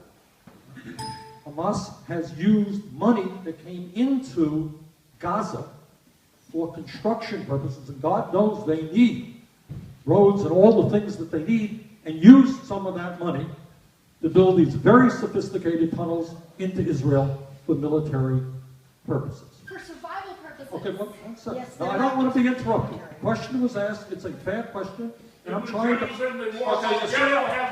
Look, if you don't, yes, they did. you know, excuse me, shut up. You don't have the microphone. You've asked. You know, I don't want police officers here. You're going to arrest people? No, I'm not going to arrest people. But are you going to allow us? Are you going to allow us to have a discussion? What do you think? You come down here. You're up there. Come down and be democratic. So end the discussion with people. Are you asking for the point? Occupied populations have the right to resist. All right. You're entitled to your view. You've asked the question. I'm answering it. This is called democracy. All right? All right, I am answering a question, and I do not want to be disturbed and disrupted. All right? You're not the only people here. Kathy asked a reasonable question, and I'm trying to answer it, and I don't want to be disrupted. All right? In my view, you're entitled to your view. I am entitled to my view. In my view, Hamas has done those things, and on top of that, Hamas is very clear. They want, their view is that Israel should not have a right to exist. That's the fact. Bullshit! All right. Hey, you know what? It's not a dirty word! Okay. You know, It's not just you a know, terrorist group. It's a service organization. all right. The word Further means on. something to people Okay. like Okay. Israel. Can I finish my remarks? Fuck. And the answer is, Finish. if you can't come to a meeting and ask the question, then please don't come to me. All right. Furthermore, the issue of Gaza is not the only issue right now in that region. As some of you may have noticed, there's a group called ISIS. You know what ISIS is? Yes. Excuse me. ISIS is a group receiving money from around the world that wants to convert parts of Iraq and Syria into a 7th century caliphate. You know what women's rights are in that area? They're below. Excuse me, let him talk. They are. If nobody wants to listen, they can read. I don't need to be patted on the back right now. All right. So you have a situation right now where we are figuring out in that region how you deal with people who have tens of thousands of very armed and aggressive people who may be making significant gains in that area. So the point that I'm making is, yeah, I share your concerns about Israeli overreaction. I was not one of the people who signed on to that resolution. But the issue is broader. I believe in a two-state solution. I would hope that the United States, in a very, very difficult situation where the leadership on both sides is not particularly good, can finally work out a situation where Israel has the right to exist in security. At the same time, the Palestinians have a state of their own. And that's what I would like to see. Okay? I've been working on it for the last 50 years. I'm sorry, I don't have the magic answer. This is a very depressing and difficult issue. This has gone on for 60 bloody years. Year after year, war after. If you're asking me, do I have a magical solution? I don't. Well, there you go. Bernie Sanders does not have, as he stated, the magical solution for peace in the Middle East. I think the clip is interesting for two reasons, though. One, at this town hall event in 2014, it was August 17th, 2014 is when the video went up. If you're interested, you can watch the full thing. It's called Bernie Sanders Town Hall Gives U.S. Party Line When Confronted Regarding Hashtag Gaza. It's up on YouTube, on Marie Countryman's YouTube page. But it's interesting for two reasons. One, he addresses ISIS. He talks about the threat they pose, tens of thousands of people, international support that's funding them. Sounds an awful lot like what Trump said when he was talking on MSNBC, and he said, we have nations that are out there right now that are currently funding ISIS. He brought up Saudi Arabia. He sounded like he was going to bring up Israel, but he backed off from that statement. I wonder if Senator Sanders, I wonder if Bernie agrees with that. I wonder if he thinks there are foreign powers that are funding ISIS. He seemed to hold the sentiment in 2014 that they were a threat, that they wanted, as he put it, a 7th century caliphate. Now, it's interesting he brings that up, again, because there you see on the left, it's brought up a lot that Islam and Muslims are two different things for some reason. But he's using terminologies like caliphate. So I think we all know what he's talking about. The other interesting thing is his vigor. He didn't just bow his head. Now, I don't know if that's because he was being yelled at by white people as opposed to black people, but Sanders got upset. He got angry, and he got loud, and he responded. And I'm not condemning him for that. Why should you not have a little bit of banter back and forth and have a heated argument, a heated discussion? That's what you should be there for. But compared to how he is now, it seems like a contrast. It seems like a difference. Instead of just bowing his head and clasping his hand and standing off to the side of the stage, he confronts them and gives his opinion on Israel and Palestine and Gaza and Hamas and ISIS. So it's an interesting little clip. And that's why I wanted to share that with you. Another piece of news would be Katrina Pearson. Now, I don't know if you're familiar with this, but Katrina Pearson is a spokesperson. She's been on the media quite a bit for Donald Trump. I've seen her on CNN, Fox, and MSNBC now, I think. And every time she goes on the air, she just blows the fuck out of people. And it really is quite interesting because I don't think, I think you found somebody. I think Trump has money well spent in a person like this because you know her name. I can't think of anybody who works on the campaigns of any other candidate, whether it's Democrat or Republican or Libertarian, it doesn't matter, that I can think of their name. I couldn't name somebody who works for Hillary. I couldn't name somebody who works for Bernie or Ted Cruz or Rubio or Christie or anybody else. But I know her name. And I know her name because she is damn good at what she does. Now, she went on a recent interview wearing a necklace made out of bullets. You can imagine the reaction that got. That triggered quite a few people. Now, I think that she merely showed up to the interview after going and having a meeting with Jeb Bush's campaign. I think that necklace was a subtle hint to Jeb about what he should do to get out of the situation he's in. Nonetheless, she appeared on television, and the reaction to it afterwards was amusing, to say the least. People were offended and triggered and brought up the amount of gun violence in the United States, the murder rates, and tried to shame her and say, how dare you wear such a piece of jewelry? How dare you go on television with a bullet necklace? Don't you feel bad for the victims of gun violence? Are you heartless? And I just want to read you her response to that because, again, this falls in line with Trump's mentality. And I think this is what keeps him at the top of the polls. And I think this is what his campaign understands very well, is that you can't be a typical politician. You can't bend a knee and be apologetic. You just need to stand your ground. You need to be the person that is willing to say the things that other people would be either uncomfortable with or afraid of the backlash to. So her response to being scolded about wearing this necklace was this, and this is on her Twitter account from the 29th of December. Maybe I'll wear a fetus next time and bring awareness to 50 million aborted people that will never get to be on Twitter. Talk about banter. So this is a woman who, I mean, my God, this is a woman who is in the frying pan and yells at the cook to turn the fucking heat up. You know, here she is getting all this flack and all this heat for wearing a bullet necklace, and she kicks it up a notch. She's like, let's talk about all the dead aborted babies. As you can imagine, that really pissed them off. But she shakes it off. And it really is amazing to me watching her go and do these interviews, because every time she's on a show, she refuses to let them control the narrative or the conversation. She will bring up her talking points, she will bring up her point of view, and she will not yield to them.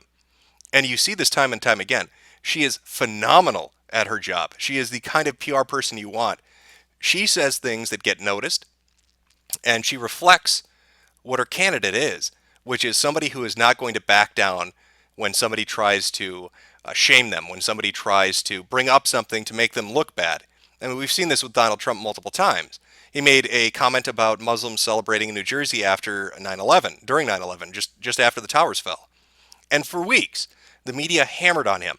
That's not true. There are no incidents of that. You're making it up. You're a liar. And then slowly as time went on, we found out about newspaper articles talking about that very thing happening, and even local news stations carrying stories talking about apartment buildings being raided by the FBI because there were Muslim tenants that were celebrating on the rooftops as 9/11 happened. And watching the transition from them saying Donald Trump is a liar and he should be ashamed into, well, okay, maybe it did happen, but it wasn't thousands, it was only hundreds. And yet their position in the beginning was it never happened. Now, if Donald Trump had been a typical politician and had said, "Oh my God, have I offended you? I'm so sorry. I'm a horrible liar. My God, how could I ever do that? Let me get on my knees and kiss your ass." They never would have moved from their position of it never happened to, okay, it did happen. And so she's gone on talk shows to talk about this. She's gone on CNN, I believe it was, to talk about this. In fact, let me see if I can find this clip. I believe it was Brian Stetler. If I can find Brian Stetler's clip, I will play it for you. Let me see. Just give me one moment here. Yep, I believe this is it. So I'm going to play this for you, and you can hear what I mean. I think it's safe to say Donald Trump does not have a high opinion of us in the press. Here's just a taste from a speech in Iowa yesterday. And you know they all want us to do badly, okay, you know, because the press is unbelievably dishonest. Unbelievably. Most of it. There's some good ones. But most of it. Unbelievably. I could tell you, I think I'll write a book about them when this whole thing is finished. This will be a book. It's funny to hear him say that because my campaign sources say dozens of people have reached out to the campaign wanting access for books, some for nonfiction books, some for coffee table books. Well, in those books, whether those people get access or not, Katrina Pearson will be a main character. It's her job to work with us in the dishonest media. She is the Trump campaign's national spokesperson. Good morning. Thank you for being here. Good morning, Brian. Great to see you. Let me play the media, okay? Explain to me why people like me don't understand Donald Trump. What is it the media doesn't get? Well, first, this is just, human beings. Not every interesting person is universally liked, number one. Number two, you have the media sort of upset and actually whining now because Donald Trump isn't playing by their rules, and these rules don't apply to Democrats. That's the problem people have with the media. What's an example? I'll give you a couple. Let me give you a couple of examples, Brian, because we didn't see coverage on CNN wall to wall recently when the administration came out and said they wanted to add biometrics to the vetting process for refugees, because guess what? That's going to be in a database. But we did hear for 2 weeks that Donald Trump wants a database for these Muslim refugees, and it was insanity. We don't hear back-to-back coverage on CNN about Hillary Clinton lying to the American public, knowing that we had a terrorist attack in Benghazi, and she blamed an American citizen who made a video. But yet we spent weeks on talking about a head count when Muslims celebrated 9/11. So I think that goes to show the dishonesty in media. I do think hundreds of hours of... I love that she opens up with these two really good examples. Trump has been criticized, and we even heard it when I had the person on to condemn a candidate, when Kyle was on, talking about Muslim databases. And yet, the first thing out of the gate she has is, well, the administration currently in power wants to use biometrics and create a database for Muslim refugees. So instantly, she brings that up and talks about the lack of coverage. The other really good example, and I think people forget about this, is the video that was blamed for the Benghazi attacks. If you remember, somebody made a YouTube video mocking the Prophet Muhammad, and there was news coverage, and I swear to you, it lasted for weeks and weeks, talking about how that one individual was responsible for violence and for Muslims being upset. They tracked him down. I believe they arrested him, and they tried to play it off as this was his fault. A YouTube video is what they put the blame on. And it is absolutely ridiculous, and I love that she brings that up, because that often is not talked about currently. Process for refugees because Benghazi. You just said Muslims celebrated 9/11. Don't you mean a very small number, according to media reports, maybe a handful? No, I mean radical Muslims celebrating 9/11 in America. And let me talk about just last night from that video How many? that you were talking about in Iowa. Let's continue with the dishonesty, because MSNBC said that Donald Trump abruptly left the stage from his event in North Carolina, when in fact the full video is out there on YouTube. He talked for about an hour, took questions and answers from the audience members, and then continued to shake hands and sign books and shirts and hats and everything afterwards. So that's just completely dishonesty in the media. I did see that last night Trump said that Katie Tur, the NBC correspondent who was there, should be fired. I can't remember another candidate that would call for a reporter to be fired. Did you agree with that call? Well, you know what I agree with? I agree with there's dishonesty in the media, and if it's your job to report the news and not make it up and you're not doing your job, you should be fired. What do you view the job of the press to be? Do you believe we should be fact-checking the comments that Mr. Trump makes? I think the press should be reporting both sides of the stories. I mean, when was the last time you fact-checked Barack Obama? Because we haven't seen that lately. So I think as long as you're doing it fair, it's considered journalism. Let me ask you. Okay, so hold on, Brian. So are you telling me that you fact-check global warming as the cause of radical Islamic terrorists? I love her tenacity. See, this is the great thing about her as a PR spokeswoman. She doesn't just bring up great examples. She's able to bring them up at the perfect moment and just fire them off at the host. She's talking about the unfair coverage. She's talking about Trump getting smeared. And I don't think anybody would really disagree with the notion that Trump is getting smeared. There have been articles comparing him to Hitler. There have been articles saying that he's going to be the death of America. Newscasters have gone on and almost protected opponents on the left and even in his own party while going after him. And so she's able to bring up examples like this. Like, global warming is the cause of terrorism. Do you remember that ridiculous notion that was put forward? It's absolutely absurd. But the news media didn't really talk about it. They brought it up once or twice, and there was almost a neutral agreement with it, rather than a challenge of how ludicrous, how ridiculous that is. And again, she's on point. When she goes on an interview, and this I've seen consistently with her, she's able just to hammer them. But it gets better with this particular clip. I'll let it play a little more here.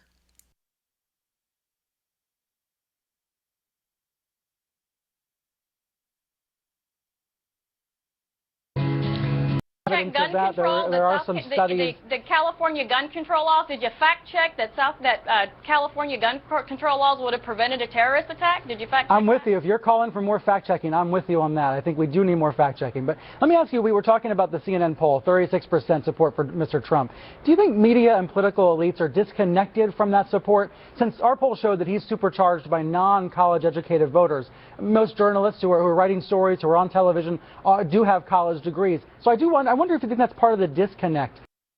Do you see how, just analyzing this interview is really interesting. Because it's not just, I don't want to just talk about Katrina. This is Brian Stetler of CNN.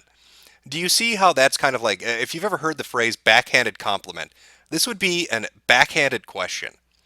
He's asking, do you think Donald Trump has such great support because he's supported by nothing but fucking raging morons? That's what he's really asking. Oh my God, I see that Donald Trump has these poll numbers. Is that because he's got uneducated, inbred hillbillies voting for him? How would you answer that, Katrina? That's not a neutral question, Brian.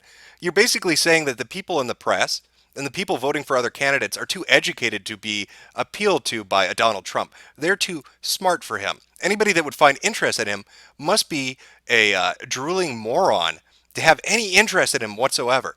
And it's ironic that she's on talking about dishonest media and, their bias, and he asks her that question and he phrases it that way. And she proceeds from this point onward to basically rape him on national television. So it's quite entertaining. Now, I do need more fact checking, but so I wonder if you think that's part of the disconnect between the press and the Trump campaign.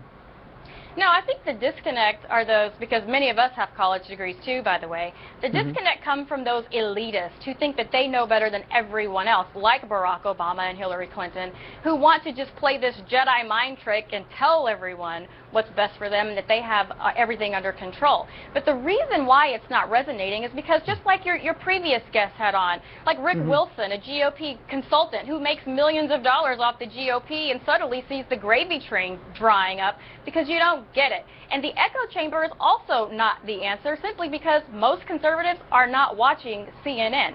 The problem we have here is that people are starting to see through the media bias. People know for a fact that the answer to keeping Americans safe is not to disarm them. That's what the media and the elites don't understand. Let me play a portion of Mr. Trump's interview on Bill O'Reilly's show a few days ago. I thought this was striking. Take a look. Sometimes when you're up there, you get overly excited, and you're speaking extemporaneously. And then you say things, as anybody would, because the crowd is cheering and everything's going wild, that you don't know to be true, but you believe to be true, but you don't know it. I would love to read speeches off of a teleprompter, but you know what? You don't get the same excitement, you don't get the same feeling, and I haven't made very many mistakes.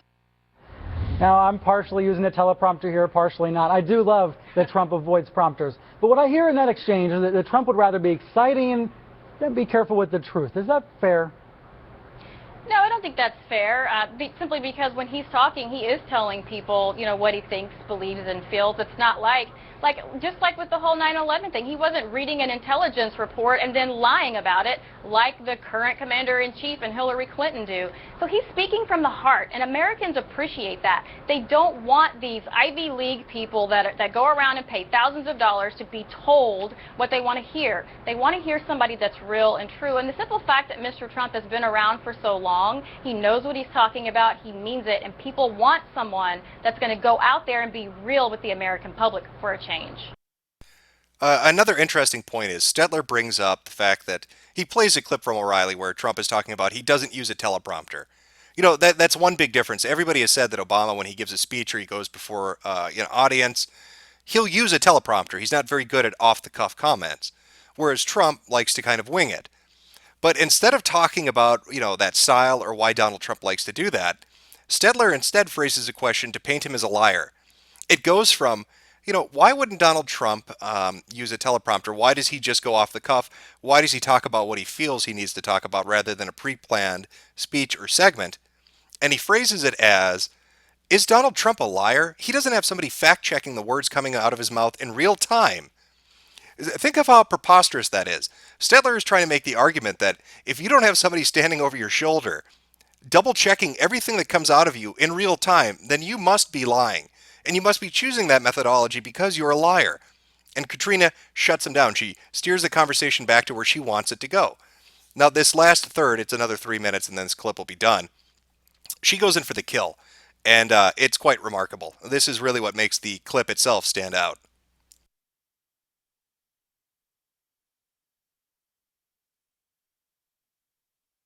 Now, I think it's for a change. But if you expect honesty from the press, shouldn't we expect honesty from Mr. Trump when there are things that are factually inaccurate that he says? He did say thousands cheered on 9/11 in New Jersey, and that's not true. Well, can you prove that it's not true?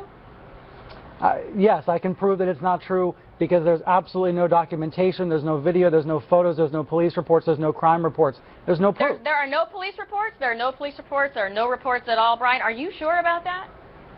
Maybe you should fact check that, and then we'll talk about that next time. I would like to see them, the same way that Donald Trump repeatedly called Former FBI agent confirmed, former New York Police Commissioner one confirmed random that there news were report. reports. That was not one random news report. You had the AP, you had the New York Post. Come on, seriously? This is why the people don't trust the media, because the information is out there for wide range. It is out there, Brian. That's why people don't trust the media. But the media is the ones that are these random stories you're mentioning, like the FBI agent. That's a media report that came from a local TV station. Now, it doesn't really prove anything. It's just one person's claim, but it was a media report. Well, would you acknowledge that the media has played a role or they're not reports? in Trump's I'm success? confused now. Are there reports There or are not reports? Because now there's I'm a confused. couple of news stories that you all have used to back now up a claim that is not just true. One. But you just said one. Now you say a couple. How many is it? I don't have the exact number. It might be 4, it might be 5. Okay, it doesn't that's matter what I thought. because there's no evidence in any report it matters. that there It were matters. thousands that were cheering. Do you think that? No, it definitely matters. Let me pivot because I don't want to go down a rabbit hole when we can't agree on the facts. I do wonder if you'd agree, and since the theme of this hour is about Trump and the media, whether you would agree that the press has played a role in boosting Trump's campaign through constant coverage. Would you acknowledge we're part of the success? Okay, that final segment is fantastic. He starts out by saying, Donald Trump is lying. He said this, no news reports. There are no reports anywhere. See, the interesting thing is Stetler walked into her trap. She said, can you prove that's not true? She wants him to prove a negative. He could have walked away there, but he fell into the trap. And he actually said, there are no reports at all anywhere. No news reports, nothing. Then she gets him to admit, okay, there are reports, but they don't count. They're not good enough. But he just said there were none at all. Now he's saying there's one. She follows that up by saying, are you sure it's only one? You sure there's only just the one report? And she brings up multiple sources, multiple news articles, and television programs. He then says, okay, there are a few. And this is what I was talking about earlier, and this is why this clip is so great. If Donald Trump was a typical politician, if the people in his campaign were the typical kind of people that you would have, he would have apologized. He would have backed down and said, I was wrong. And it would have hurt his poll numbers. Instead, he said what he believed, and it bared out to be true. And so now she's on television getting Stetler to admit he's full of shit.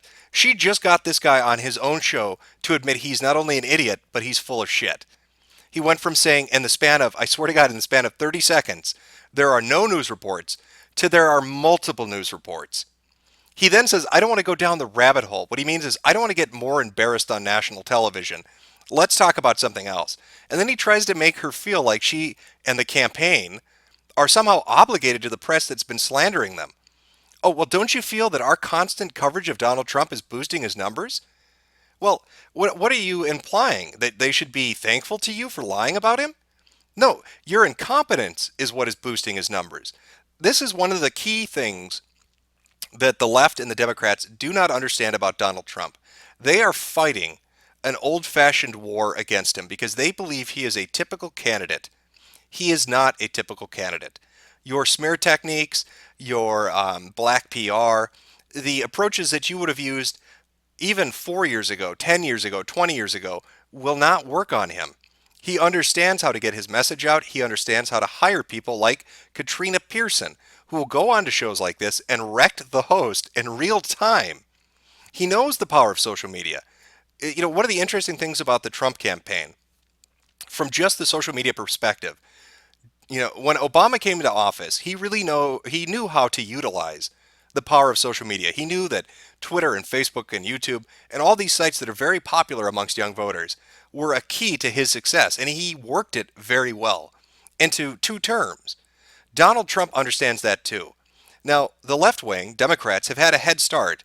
Obama gave them this head start. He understood how to create the mechanisms and the organizations to make a political base firmly entrenched on the internet.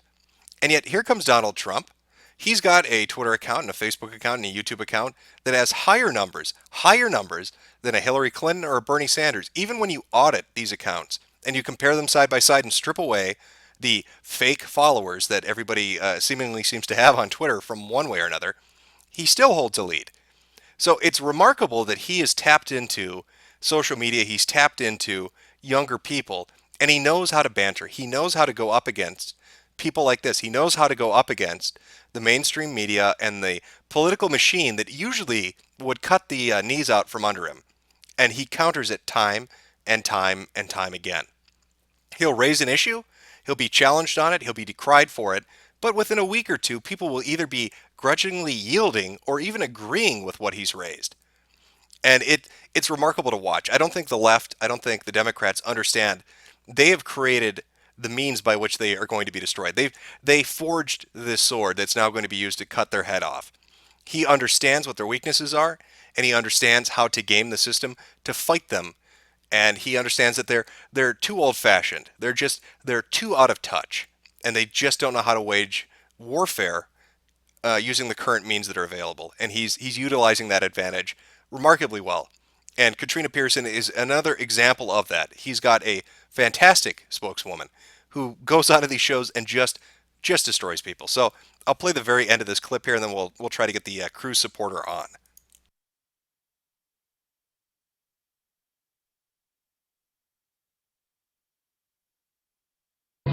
It worries me when I hear Mr. Trump calling the press unbelievably dishonest, when I hear him calling for a reporter to be fired. He's eroding trust in the press. Now, he's not alone. Other Democratic candidates, other Republican candidates do that too. But he is helping to erode trust in the press. The fourth estate, of course, is the press. So don't you think that might contribute to America being less great? Absolutely not. I mean, polls before Trump showed that a lot of people distrust the media of for course, a number of reasons. But he is increasing that distrust. Well, the media probably should be a little bit more honest if that's the case. I just gave you several examples of how the media has skewed their reporting with regards to Mr. Trump, but it's not just Mr. Trump, it's Republicans in the past. If you look at the media coverage, even from the election of Barack Obama, they've essentially been covering him, not fact-checking anything Hillary Clinton or Barack Obama says. People can now take a look around and realize they have not been told the truth, and the media has not been reporting accurately on practically everything this president has done. I think we can agree more fact-checking is a good thing. Katrina Pearson, thank you for being here. Thank you. Oh, I bet you agree, Brian Stetler, that good fact-checking is needed more after you just got raped on national television by a woman. Who looks fantastic, by the way. Katrina Pearson is a very attractive, well-spoken, intelligent spokeswoman. And, of course, he wants more fact-checking. The lack of fact-checking just got him his ass handed on his own show. That's remarkable to me. And that's not just a one-time thing. If you go look her up on YouTube, I guarantee you'll get a good hour or two of laughter out of this woman. She goes on to show after show after show and utterly destroys all the people she talks to.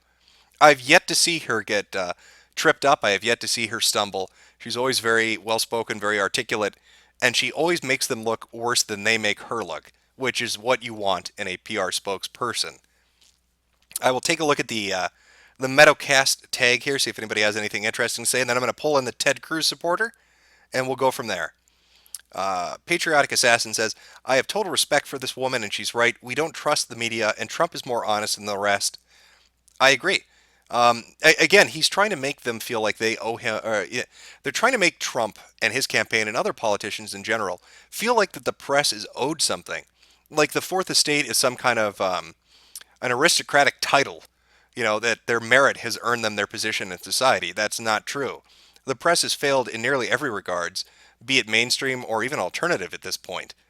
And it's ridiculous that they're trying to make it seem like Trump not only should be indebted to them for getting him poll numbers somehow, but he should feel sorry for talking badly about them. Oh, don't you think the mistrust of the media is somehow his fault? Are you kidding me? You just made yourself look like an asshole on television, Brian Stetler. That wasn't Donald Trump doing that. That was Brian Stetler doing that. That was CNN doing that. That was other people like Anderson Cooper and Don Lemon. And don't get me wrong, it's not just CNN. It's Fox and MSNBC. All of them have issues. It just seems like recently we've been mostly seeing CNN and MSNBC fuck up time and time again. Another one from Patriotic Assassin. Man, I like how that bitch just wants to storm up there and kick his ass. Need the popcorn for that. She definitely kicks ass and takes names.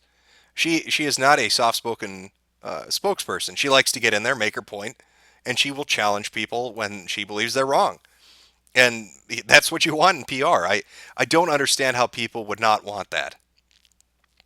Seems like that guy was taking the pull approach of, I've stockpiled all these gold bars, I need to use them somehow. I believe Patriotic Assassin is referring to the previous guest on the segment, Pitch a Candidate, Chris. Yeah. Well, maybe following, God, who was it? I'm blanking on his name now. He was the person who had a show on CNN, then moved to Fox, and now he's on his own. The allegedly, Glenn Beck. The Glenn Beck or Alex Jones approach of buy gold. You'll see that a lot if you watch any of their content. They always have that promoter, the commercial, the infomercial that comes on. Put your money into gold. Gold is safe. Gold will never treat you wrong. I know what you're talking about. Somebody's asking for links to her stuff. Again, I'll spell her name out. I'll try to put some links up later on here for you if I can find it. The multiple different sources, but it's Katrina, Katrina Pearson, Pierson. And all you have to do is search that on YouTube, and I guarantee you will find a good hour or two worth of entertainment. All right, so I'm going to try to bring in the cruise supporter here. Let me just give me one moment, and I'll get him here. Again, if you have any questions or comments for the next segment or for any part of the show, it's Metocast, just the hashtag METOCAST. I will try to bring them up while I'm talking to them, and I'll bring them up as the show goes on. So it looks like we're good to go. I'm going to call them up and bring them in.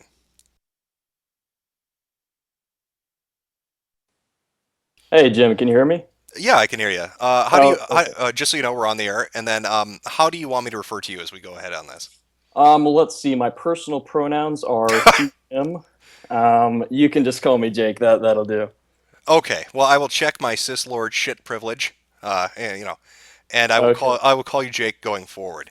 All right, and I'll be fact checking everything you say, by the way. And if you say something slightly off key, we're gonna get rid of your YouTube channel. Oh, holy shit! Hopefully Brian Settler doesn't come after me because I'll have to hide in a dumpster somewhere to avoid the wrath of Brian Settler.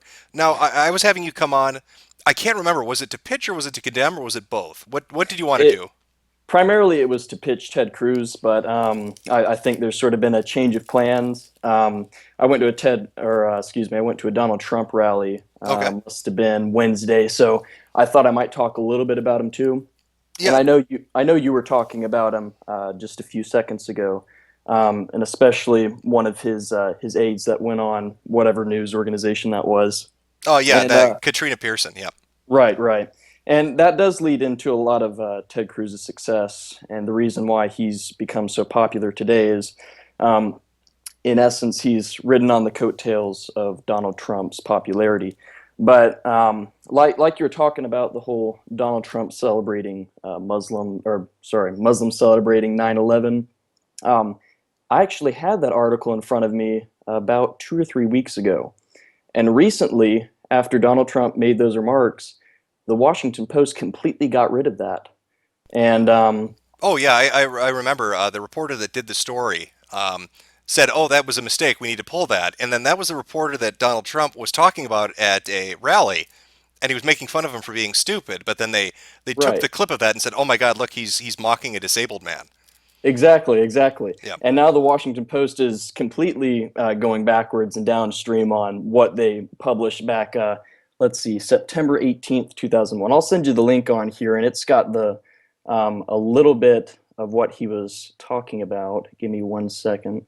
Yeah, take your time. I know, too, that mysteriously, clips of some of the local coverage that was covering 9/11 and the alleged celebrations afterwards have been being pulled down from YouTube. So I don't know if that is in relation to the content owner suddenly becoming aware of them or what. But I've noticed I almost want to say a directed effort on the part of people that had reported on this to remove the sources and to try to disavow that these accounts happened or that they reported on them or they were somehow misreported and they need to add addendums and to fix them. It's interesting to watch happen. Oh yeah, absolutely. And if it goes against the agenda of the Democratic Party, you can almost guarantee they're going to take down whatever it is and try to destroy Trump. Let's see here. I just sent you the link on there. Okay. I can read a portion of what that said. It says, quote, Investigators said at least 2 of the hijackers, Nawak al-Hazim and Salam al-Hazami, are believed to have addresses in Wayne and Fort Lee, New Jersey.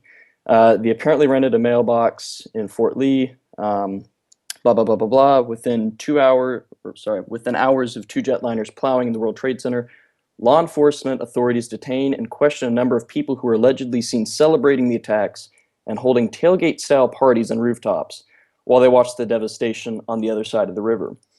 Now, it seems to me that police officers wouldn't make a report on somebody having a tailgate party on top of a building watching the Twin Towers fall unless there was some merit to it. Yeah, it would be very awkward. Well, yeah, there are a few things with that. How are you going to spot a tailgate party on top of a building unless people are reporting it? You know what I mean? Exactly. And the other thing, too, is who the hell has tailgate parties on top of rooftops in the middle of the damn day?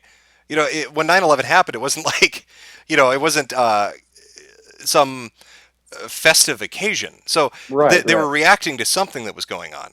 You know what I mean? And it's all very mysterious. I've noticed a lot of the coverage on it with people going back and trying to retcon it, essentially. It's very shady. And so watching somebody like Pearson go on to CNN and argue with Stetler and others, I think she has a point. I think the media has been dishonest and unfair in its coverage, and I don't think that's just with Donald Trump.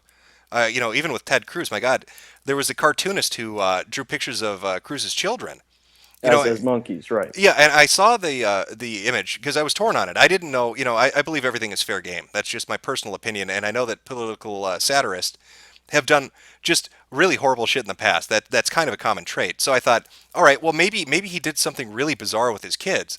But then I went and watched the video, and the whole video is it's Ted Cruz at home with his family reading politicized Christmas tales. Right, A Christmas Story. Yeah, I saw that video too. Yeah, talking about his political career. It's the most benign, mundane thing you could think of. There's absolutely nothing offensive. He's not using his kids as political props as they're trying to push forward.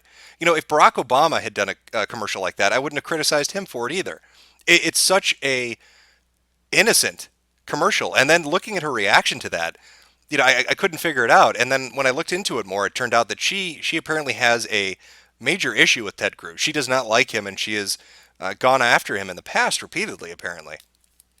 Well, that's what the Democratic Party and that's what their wing of the media does is if you're Republican and if you disagree with any of their ideology or any of their agenda, they're going to go after you personally.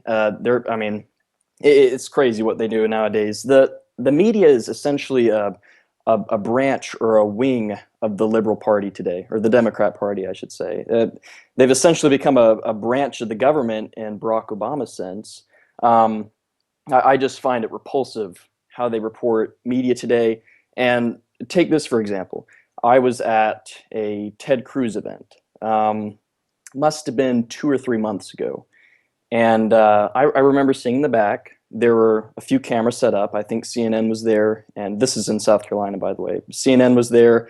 A few other local agencies were there. I listened to the entire event. I watched Ted Cruz, listened to what he said. And then I went back and looked at the logs and the transcripts of what the media had put out, and everything was just completely backwards. And it's the same way for Donald Trump, too. They just like to twist and pull things like it's string cheese. It's insane. Well, isn't it remarkable, too? At least with the Republicans, it almost seems like the media is intentionally trying to do anything it can to shortchange the frontrunners. Obviously Trump is ahead in the polls, but Cruz is up there, too. And Rubio has support as well. But it's funny when you look at, you compare them to somebody like Jeb Bush. When the media talks about Jeb Bush, they're not really bringing up the fact that his poll numbers are dismal and that he spent the most money. They talk about him in almost a praising way, like they want him to get the nomination because they know he has no support. Right, and they do want Jeb Bush to get the nomination, primarily because he doesn't have any support, and they know he's not going to win against Hillary Clinton. And I guarantee you that if Hillary Clinton gets the Democratic nomination, Jeb Bush will stand no chance against her. And that's why they absolutely want Jeb Bush to be the front runner. And that's just the way they've worked for the past 2 or 3 decades. That's the way they tried to work it out for the 2012 election and the 2008 election. I just can't stand watching CNN anymore. I can't watch CNBC anymore. I barely can stand Fox News anymore. Now I pretty much just stick to Drudge Report. and I stick to whatever news articles come up on there. And he picks and chooses different articles from different websites to put on his front page. But Yeah, I the, just the only people I really watch at this point, unless it's like Fox News, if they send Leland out to like a riot, is usually entertaining. right, yeah, But outside of that, honestly, I get my news from online sources, or I go to C-SPAN, because usually yeah, C-SPAN will just play it. They don't really overlay commentary on it. It's just here's a House committee meeting, or here's a speech from a politician, and that's it. And you can watch that for an hour or two, and then we'll show you something else. And absolutely. there's really no input into it. I agree with you that the Fourth Estate, they refer to themselves as this kind of benevolent organization. The watchers of society that keeps an eye Right. out for them. Yeah. But they've really failed in that duty. Okay, so let's jump into we'll do pitch a candidate, and then we'll have time, and we can jump into condemn if you want to as well. Sure. Why don't you tell us who your candidate is, and why don't you tell the people watching what would appeal to them and why they should vote for that person? All right. Well, my candidate is Ted Cruz, and I particularly like Ted Cruz because he believes in a constitutional republic. I mean, we live in a constitutional federal republic right now, but we're slowly drifting away from those ideals. He thinks that the Constitution should remain central to making laws and should remain central for the Supreme Court on interpreting laws. And he believes that unconstitutional executive orders, like the ones Barack Obama has put in place, should be immediately removed. He believes in a closed border system, a system that doesn't allow immigrants, or excuse me, illegal immigrants or terrorists to bring harm to Americans. We see problems with our border system today, and you hear Democrats like Bernie Sanders and Hillary Clinton talking about, oh yes, well, I think we should make sure that people come here the right way. They don't specifically say, well, we should close the border. They just talk about how we should bring more people in to essentially vote for the Democrat Party. And that's pretty much what the Democrats want right now, is a large population of people for them to basically lord over and have them vote them into office every election cycle. That's the primary purpose of the amnesty that the Democrats have been pushing for a while. You'd argue that it's a second wave of the entitlement system, that they secure votes by providing services and appealing to those groups to keep themselves in power. Oh, absolutely. And that's what goes on today, not only just with immigrant populations. Take a look at minority populations, for example. If you're single and you happen to be African American, you have a whole bunch of children, you make below a certain amount of money every year, you're automatically entitled to more welfare per child. And those children that grow up don't grow up with the father, they grow up with the federal government as their father. So essentially, you're raising a whole population, an army of people that are going to continue to vote for the Democrat Party, regardless of what their ideology is, as long as they get a check in the mail.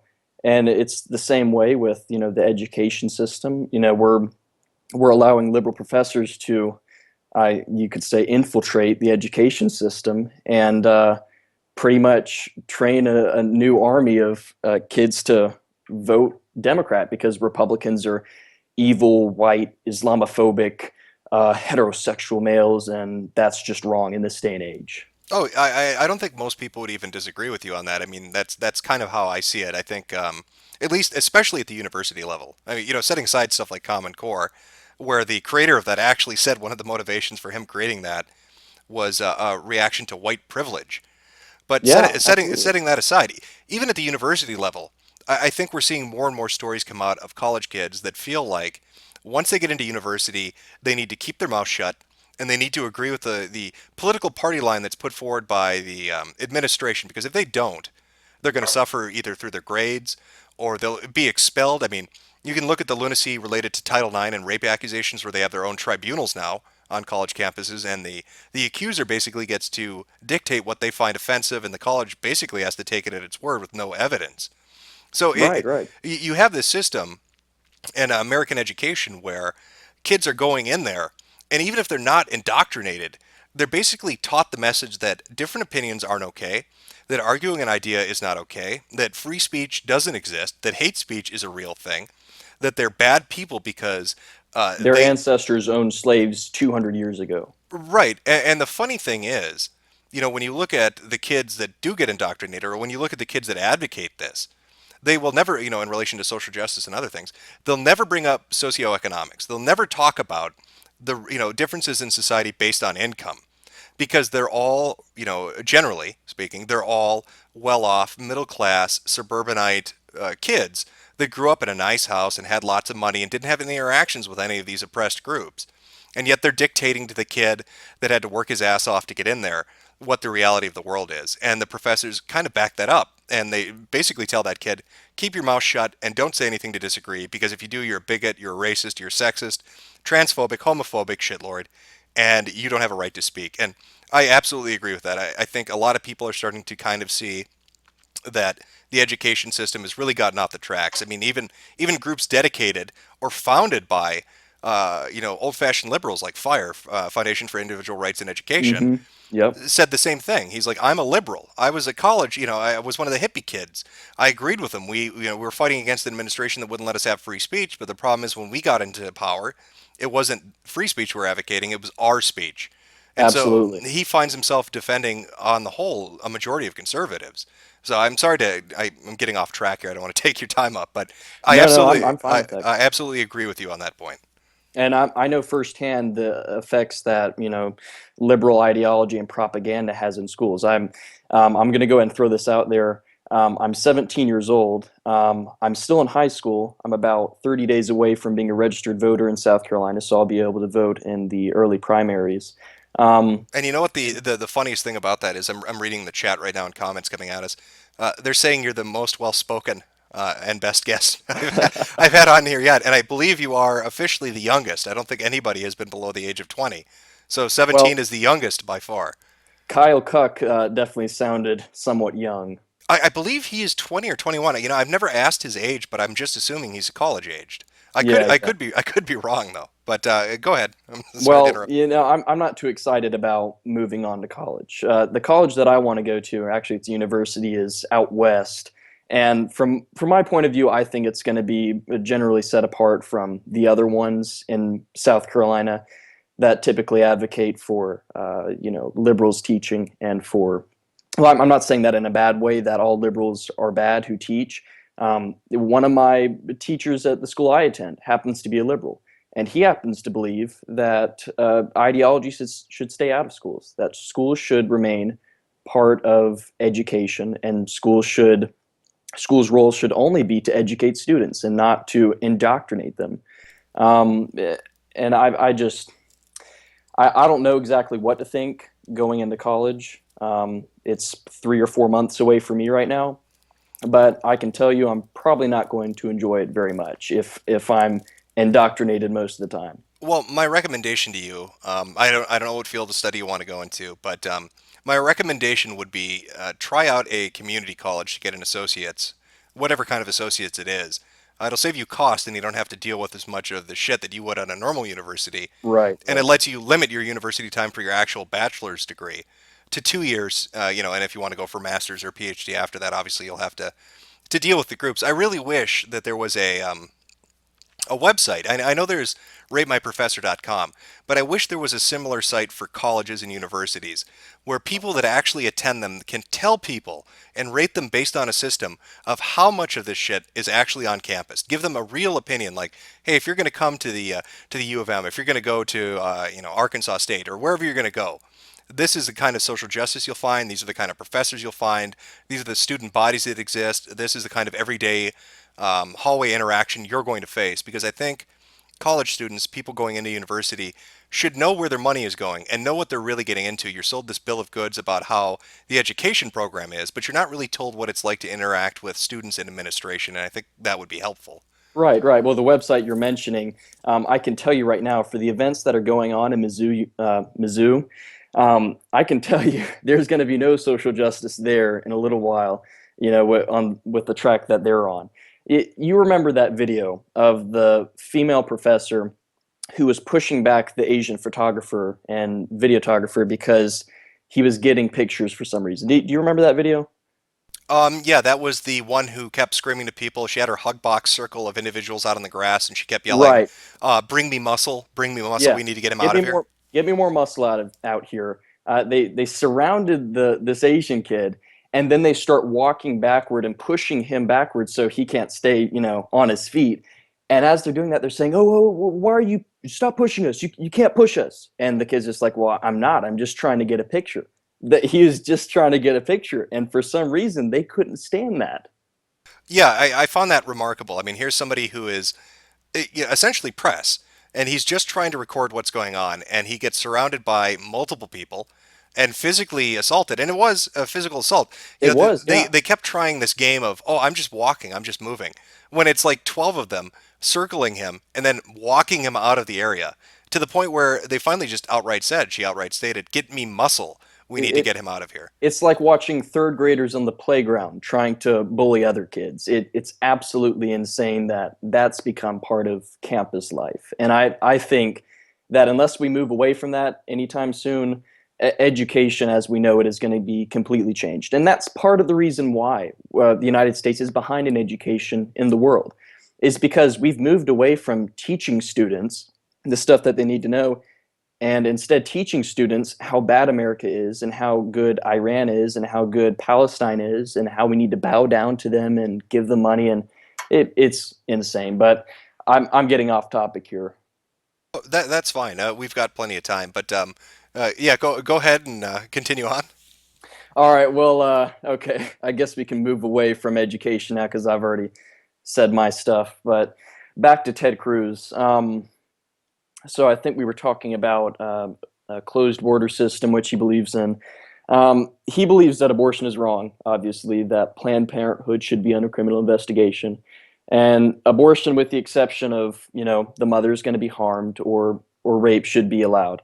I happen to agree with that. I think it's insane for the Democrat Party to say that, the death row is bad because we're executing hardened criminals and that they're not really that bad. They've just been in the system too long. And that, oh, well, fetuses, get rid of them. That's not a life. Don't worry about that. It's a very big double standard, and I think it's very hypocritical on their part. Well, yeah, I think a lot of the coverage and especially the videos that have come out about Planned Parenthood, where they had these different meetings, talking about what they do with the fetuses and the discarded, aborted babies afterwards, and the profit margins on stem cells and parts, was really disturbing. And watching kind of the reaction from politicians on that was somewhat remarkable. It was the "I stand with Planned Parenthood," and it's so macabre. It's so eerie to watch that kind of stuff. Absolutely. And And the media plays into it like it's nothing. They say, "Oh, well," like Barack Obama said, that they were completely altered videos. And I remember one of my liberal teachers saying that too. He said, "Oh, well, the videos were just altered to show how bad Planned Parenthood is, and they're not really that bad. They're there to help women." well, how were they altered though? I mean, you could say that they edited it, fair enough. But the statements those people made were still what they said. They didn't dub over what it Right, wasn't right. like they brought in an anime cast. You know what I mean? Like Funimation wasn't on set to dub over and make the lady say, "I'm going to buy a Ferrari with dead baby parts." She Right. said that. And the fact As that, Barack, oh, go oh, ahead. yeah, that is remarkable to me, and I found it disgusting. As far as I go on the abortion issue, I'm really hands off on it. But when I see it turned into a business like that, and I see that they have a profit margin for the amount of dead babies they can procure, that seems like there's an issue there, and that seems like that should be something that most definitely should be investigated. Right, I agree with you on that. And back to what you were saying about the videos, Barack Obama's term was, quote, heavily doctored. And I remember him saying that over and over again. The media picked it up like monkeys and started repeating it constantly, heavily doctored videos. And that's what my teacher said. And I agree with your stance that, just leave abortion alone.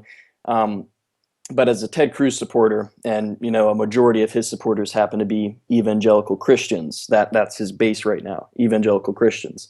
Um, as an evangelical Christian myself, I happen to think abortion is wrong, and everybody's entitled to their own opinion. Everybody's entitled to think what's life and what's not. I'm sending you a video right now of an abortion survivor. I don't know if you want to play just a portion of that. Well, I could try to, but it would be audio only. Is that going to have the same Yeah, impact, or is it mostly visual? You can do audio too. If people saw a picture of her, wouldn't really make that much of a difference. So, I have to ask, just out of morbid curiosity, how is one an abortion survivor? Did she fight off the forceps? Like, how do you, you know what I mean? It's like there's a little fetus boxing with the doctor's fingers. Like, how did she? There's different types of abortions. You know, there's one where they suck you out of the womb with a vacuum. There's one where they inject a saline solution into the, I don't know what you call it. It's not really an egg sac. It's something that protects the fetus itself and holds water inside of there. This particular abortion survivor was a saline abortion survivor. And, you know, there's all sorts of different kinds that happen to survive. There's people who are... So did her mother get a refund? Like, if I hire a plumber to come in and unclog the toilet and the toilet's still clogged, I'm going to either get him back to finish the job or I'm going to get my money back. So they saline flush this woman to abort the baby, and then what happened? 9 months, 8 months later, 7 months later, she suddenly had the kid, and she's like, oh, I guess you didn't complete the job? I think that her mother actually went home and must have delivered her or something like that. I don't know. She explains it very clearly in the video. She talks about her experience and the negative effects it's brought upon her now that she's living and alive. But if you just want to play, like, I don't know, 2 or 3 minutes of that, I think the audience will get the picture. Okay, yeah. Let me cue it up. I'll put the audio on here. I'm going to mute myself. Just let me make sure. Okay, here we go.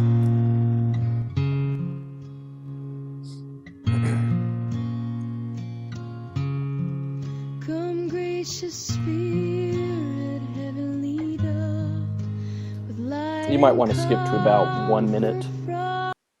Okay, 1 minute in? Yep. All right, 1 second here. Let me pull that up. So, could you tell us a little bit about your experience in your life? Yes. I'm adopted, and my biological parents were 17, and my biological mother was 7.5 months pregnant when she decided to have a saline abortion, which is a saline salt solution that's injected into the mother's womb. The baby gulps that solution, it burns the baby inside and out, and then she's to deliver a dead baby within 24 hours. So after being burned alive in my mother's womb for approximately 18 hours, I was delivered alive in an abortion clinic. Now this is... Wait, I have to pause it here. I've heard of, there's a trimester limit on abortions, but she's saying that they tried to saline abort her and then she was delivered 18 hours later? Yeah, well, like she said, I think it's 24 hours after the baby is delivered and it's supposed to be dead. Who's the abortion doctor? Gosling. I'm sure you remember Gosling, the guy who had an abortion clinic up in New York. He would simply deliver the babies early or late, and then he would take a pair of scissors and cut their necks and then throw them in a freezer for no good reason. Like I said, there are many different ways you can abort a child. Well, I guess what I should say is this is verifiable. I mean, this is legitimate. This isn't. Oh yeah, just... this is absolutely legitimate. This interview that you're listening right now is after she made a speech, and I think if you look in the suggestions on the right-hand side of the video, her speech might be up there. Yep. Her name is Jana Jensen. Yep, I see it up there. All right, I'll let the video keep playing, but I was a little taken aback by that they did the procedure and then she was delivered 18 hours later. It was a little right, a little shocking. Okay. Yeah. Solution, it burns the baby inside and out, and then she's to deliver a dead baby within 24 hours. So after being burned alive in my mother's womb for approximately 18 hours, I was delivered alive in an abortion clinic. Now this is amazing. You're very lucky. Now how lucky are you? How many people survive this thing? Is this? Not very many. I mean, I've met other abortion survivors, but we don't have a little club. We don't all get together once a month. But it's just, we are out there, but just very rare. And you've survived pretty well compared to a lot of other, because it's very damaging. Obviously, it's meant to kill you. I should have burns, and I should be blind, and I shouldn't be doing so well, but my Okay, medical are you at records 240 now? state on them born during No, I'm at 217. I can skip ahead. We'll play another Okay, minute of now it. just let it play. Almost there. Okay. saline abortion, and my birth certificate was signed by an abortionist. So that's interesting. By the very abortionist who was paid to kill. But as I always say, if abortion is merely about women's rights, then what were mine? Right. So you were, as you said during the talk, there was no radical feminist pro-choice person fighting for your choice, for your rights. Right. It's, puts puts a different light on things when you're talking to someone who has actually survived. We're talking about, a person, right? Right. Right. And that's what's always missing, and so there's a choice that affects another person. That is that's I don't think I've ever heard a story like that. I've never heard of anybody who was not only an attempt to abort them, but then they're delivered hours later and they have their certificate signed by the abortionist that was trying to kill them. I think it's a little bit sad that this has happened, and I think it's great that she's still alive today and she's able to talk about it. And you're absolutely sure this is real. This isn't like a Oh, promotion I'm for. positive. I did my research. I saw this about maybe 3 or 4 years ago when it first came out. It says December 11th, 2007. I'm 100% positive this is real. Oh, okay, because it sounds like a promotion for M. Night Shyamalan's Unbreakable or something. Like this woman can't be put down. They tried to burn her alive, and she crawled her way out, and then kicked the abortionist's ass. No, this is legitimate. This is actually what happens. I mean, if you survive an abortion, you are a very rare case of humankind, or whatever you want to call it. Saline is a very harmful solution, especially when you pump it into a fetus that is just starting to grow. And if you made it to the point where she said it, she has cerebral palsy because of it, and she can't function 100% because of it, but she's still able to talk, and that's why she's. I'm sure you can see in the video, I don't know if the audience can, that she's sitting down in a few rows of chairs. That's because she just stood up and gave her speech regarding it. But anyway, I think I'm about done with that soundbite. I don't know how far you got because I can't hear. Oh no, that's fine. I played about the first from minute 1 to minute 3. It's a 7-minute clip. Okay, that'll work. I'll put the link up for anybody that wants to see it later on after the show, so they can go take a look at it and investigate it and see what they think of it. The chat is a little bit floored by it. So in relation to Ted Cruz's stance on abortion, now you said he had an evangelical base, that he believes that abortion should only be available to people that were raped, and what was the other? The case of rape, or in the case of I've heard of times when a mother's life may be at risk, where there might be some sort of rare condition where a mother may die in childbirth, and physicians happen to know about it prior to the birth. And I've heard of people getting abortions because of that, because they know, well, my chances of dying are going to be a lot higher. But ultimately, it comes down to you probably heard her say it. What about her rights? What about her rights as a human being? Because she's obviously alive now. And obviously, liberals who advocate for abortion think that she should be dead, or think that she should have died during the abortion process. But she's not dead now. She's still alive and kicking. So with something like this, let's talk about Cruz's stance on abortion, because I think that's going to impact how a voter might see him. So tell me a little bit about Ted Cruz. Now, this obviously appeals to the evangelical base. Now, is Ted Cruz a pretty devout Christian? Is he pretty hardcore evangelical? Is this a more moderate opinion for him? Is this more extreme opinion for him? Kind of how does he fall with his religious values kind of directing his political platform? Well, Ted Cruz is a Baptist. I think he's a Southern Baptist. He's obviously from Texas, so it would make sense that he would be a Southern Baptist. And Southern Baptists are completely against abortion, from what I've heard. And I live in South Carolina. I know some Southern Baptists, and I know that they're against abortion. And some of the other ones that I talk to, they're neutral. For Ted Cruz, though, whether this is neutral or extreme, Ted Cruz has been saying this for a long time. And so has a lot of Ted Cruz's colleagues, that abortion is bad. And he's been saying this before Planned Parenthood. I know I've heard of him saying it before Planned Parenthood, that abortion is wrong. But like you said, towards his extreme or moderate, I'm honestly not sure. I can't say with certainty. Well, does his I guess well, let me phrase it like this. On an issue like this, it would be evident that his religious background obviously affects his politics. That would be one of the reasons why he would have this kind of position. Right. Are there any other policies that you know of that he has that are backed by a religious perspective? Would you say relations with other nations? Would you say the tax code, in regards to charity or something like that? Separation of church and state. Has he made any statements or policies regarding anything else where he'd be like, okay, well, you should be aware of this as well? Right. Well, he has said that we need a separation of church and state, and I can try to find a link for you right now. But he has said that we need separation of church and state. He's backed the State Marriage Defense Act. He's backed the Partial Birth Abortion Act, which bans late-term abortions.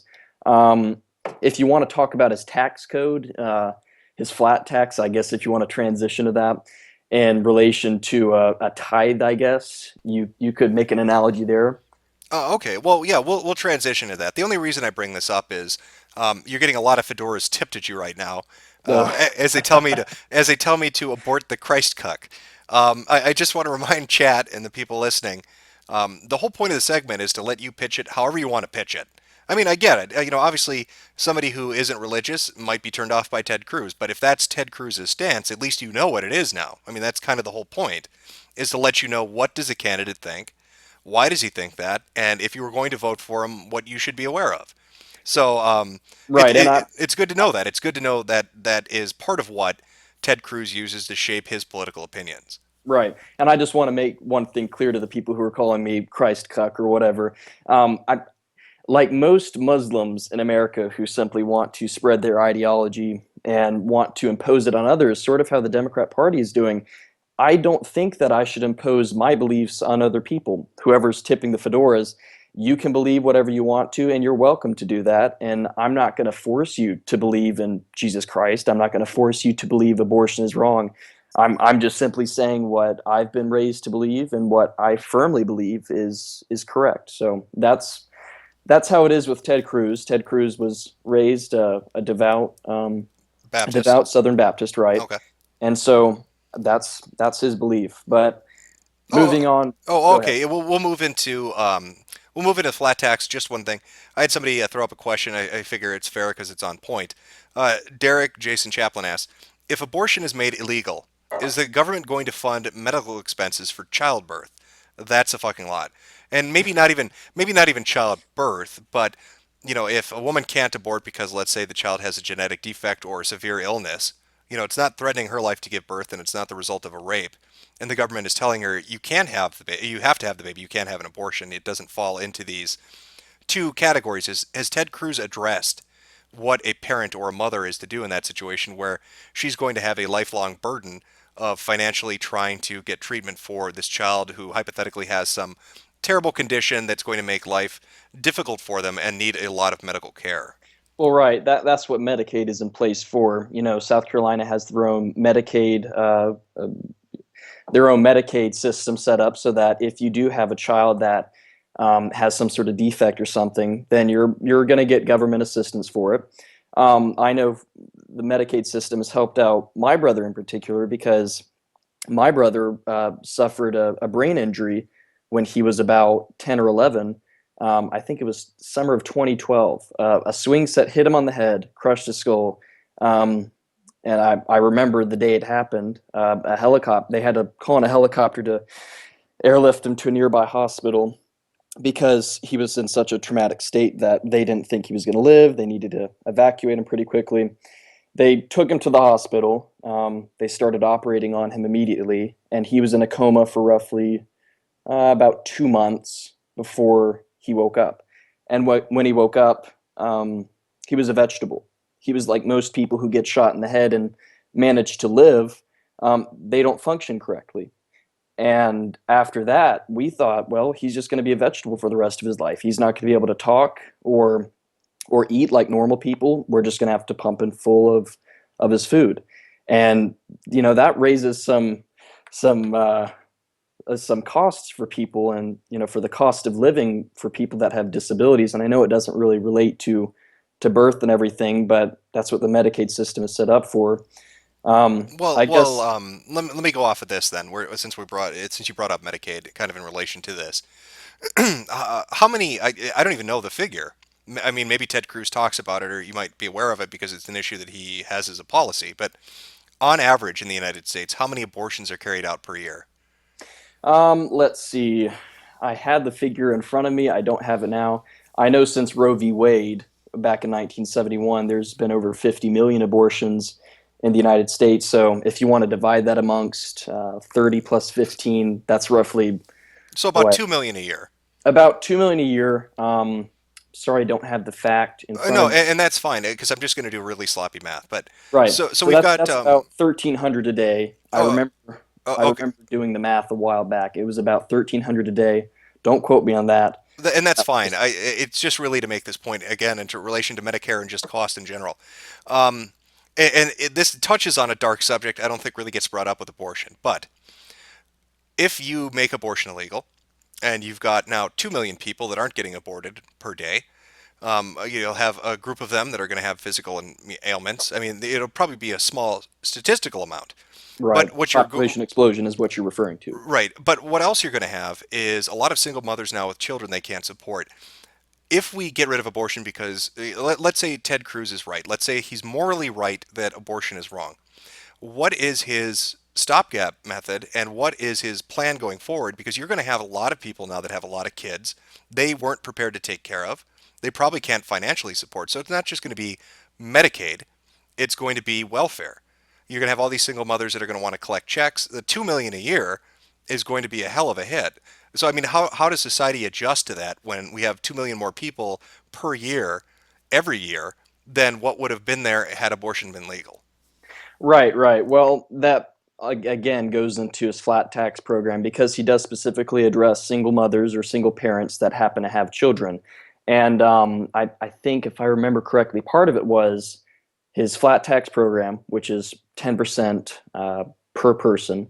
I believe that's the income tax that they want to go with is 10%, is essentially subtracting the number of children you have from a tax credit. If I can pull it up. Well, actually, while you pull that up, I wanted to bring this up. The last time we did Metocast, we brought up flat tax. And somebody left a comment, and I'll just read this really quick because it relates to that, and if you're going to talk about Ted Cruz's stance on it, because we talked about Rand Paul's stance on it. This is from Alonzo Beckham, and I don't know how right he is, but it seemed to be a fairly thought-out response, and he's just addressing the flat tax. So I'm going to read that really quick. I'll give you a chance to pull up what you're going to pull up. As an economics major who has taken time researching flat tax reform, I feel that Jim's guest did a horrible job representing it. Number one. First and foremost, God, I'm tongue-tied here. First and foremost, most flat tax proposals include burning most of the current tax system to the ground. Apart from child credits and all that noise, most tax laws would be gone. Proponents argue this is a good thing because it makes the tax system more simple. You wouldn't have to spend a lot of time and money to get your taxes done. On average, money spent on completing taxes are billions annually. With that gone, the money could be used for more productive things. Point number two. Most flat tax reforms include a standard deduction, so if you're a single mother with children, there's a good chance that you would get the most beneficial credits you had under the current tax system. This depends on different variations of the law, of course, but the good flat tax proposals have this included. Point number three. You don't necessarily have to lose money from a flat tax system. With the elimination of most tax codes, more income becomes taxable since a lot of exemptions and deductions are eliminated. To collect more revenue, politicians would either have to lower the standard deduction or raise the flat rate. And finally, point number four, the it will create jobs isn't that simple. Economic theory says it could happen in if one of two things happen. Either it creates an incentive for workers to be more productive, or it creates an incentive to invest more. Both could happen, both couldn't. I just wanted to bring that up because he felt the last guest was misinformed and he wanted to, I guess, try to represent flat tax a little bit better. So having said that, why don't you tell us Ted Cruz's position on the flat tax and his ideas on it? Okay. Well, in agreement with whoever that economist major was, I'm not an economic genius or anything. I'm simply going off my personal knowledge and the experience that I've gained through it. But he's right. Their single mothers will get tax deductions for having children, and that's the way the current system works with welfare as well. But the way Ted Cruz wants to place his tax system is he wants to make it so simple, quote, that you can do taxes on a postcard and send it in. And, that pretty much wants to get rid of all those tax services like H&R Block or Jackson Hewitt, as you would call it. Just make it so simple that an average American can do their math on a postcard, send it into the government, and pay their taxes pretty simply. And whoever that was that you're just reading off of is right. You're going to be burning the current system to the ground, and you're going to be starting from essentially scratch. So the way Ted Cruz's tax system works is you have a personal income tax and you have a business flat tax. The personal income tax is 10%. Now, this gets rid of the estate tax, the alternate minimum tax, the net investment income tax, miscellaneous credits, payroll tax, list goes on. And a family of four isn't going to pay taxes on the first $36,000 of income. That's directly from his website. It exempts a large amount of initial income for low and middle income taxpayers with a $10,000 standard deduction, $4,000 personal exemption, blah, blah, blah, blah, blah. And the plan keeps the charitable giving deductions and features a home mortgage interest deduction capped at a principal value of $500,000. So basically, for the average Joe, if you want to decipher what that is saying, he's trying to simplify the existing tax code, combine 7 taxes into one, and like the business tax, he's trying to make it very similar to a VAT tax or a value-added tax, which is what they use in Europe. And when people hear VAT tax, which will transition into the business flat tax that he's proposing, some of them get scared. And I simply don't like the VAT tax that they have set up in Europe, but that's just how their system is. For the business flat tax, it's a little bit different from the single rate 10% flat tax that Ted Cruz has for personal income. The business flat tax is 16%. This is going to get this is going to get rid of a lot of taxes for corporations, such as the flat income. Where is the list?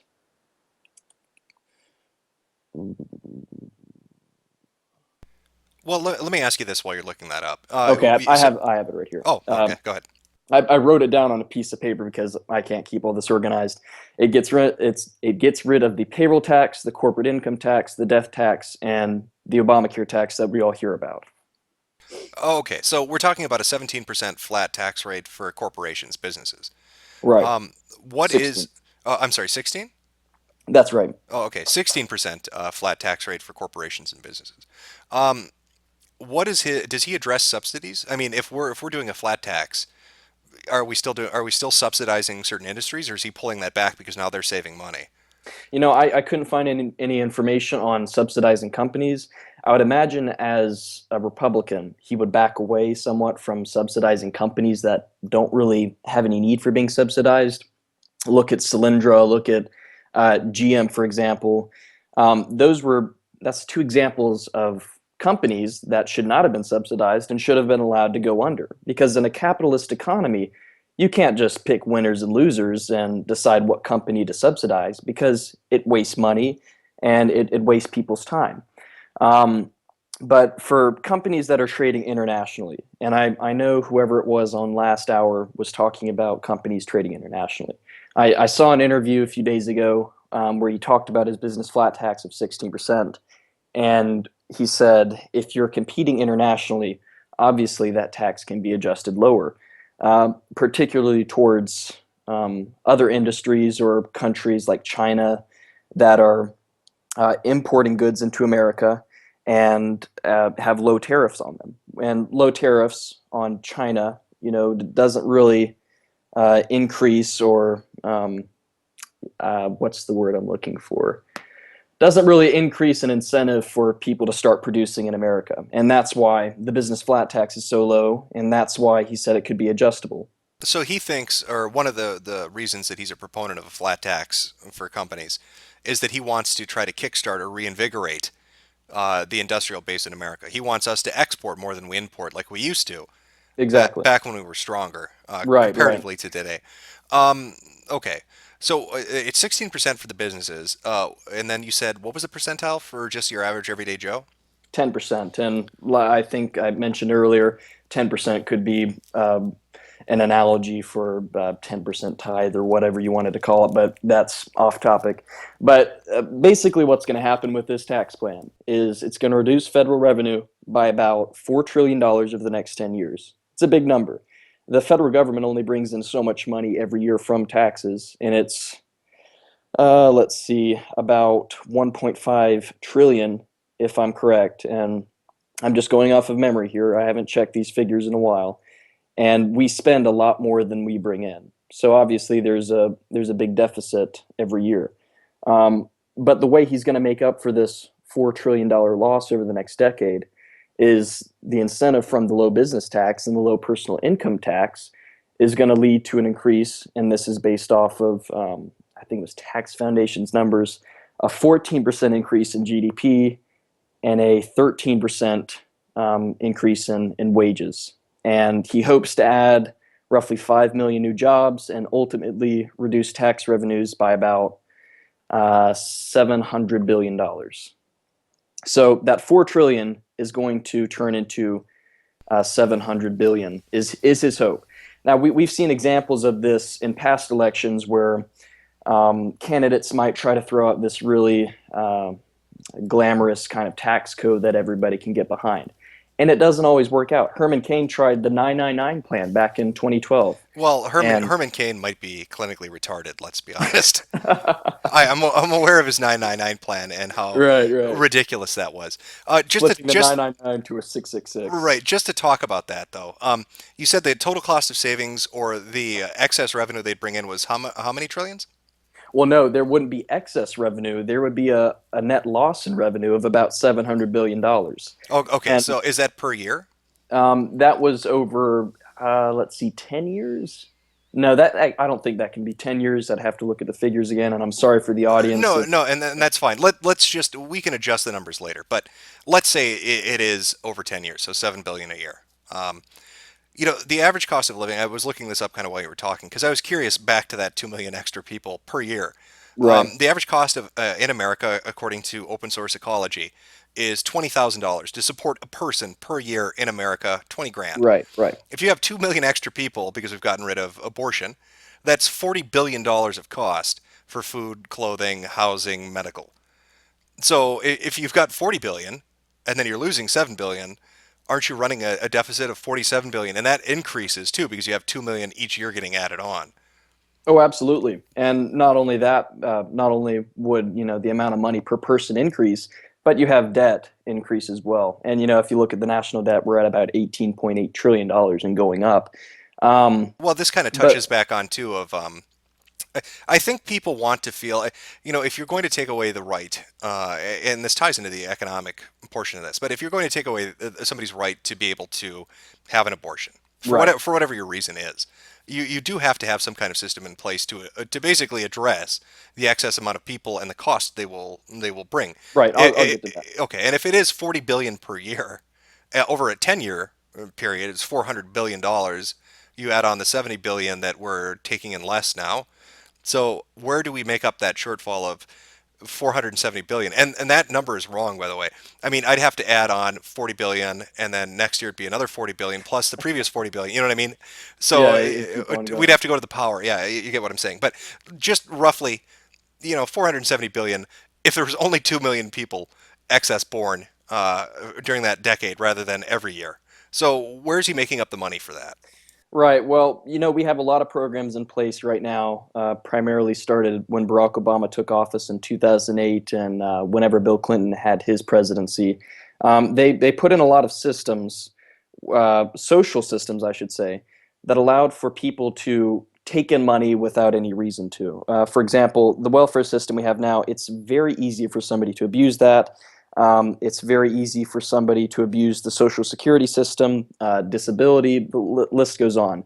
And my thoughts are, and I'm not quoting Ted Cruz here because I don't know exactly his plan, and I should know his plan for how he's going to make up for this lost revenue, other than bringing in new jobs.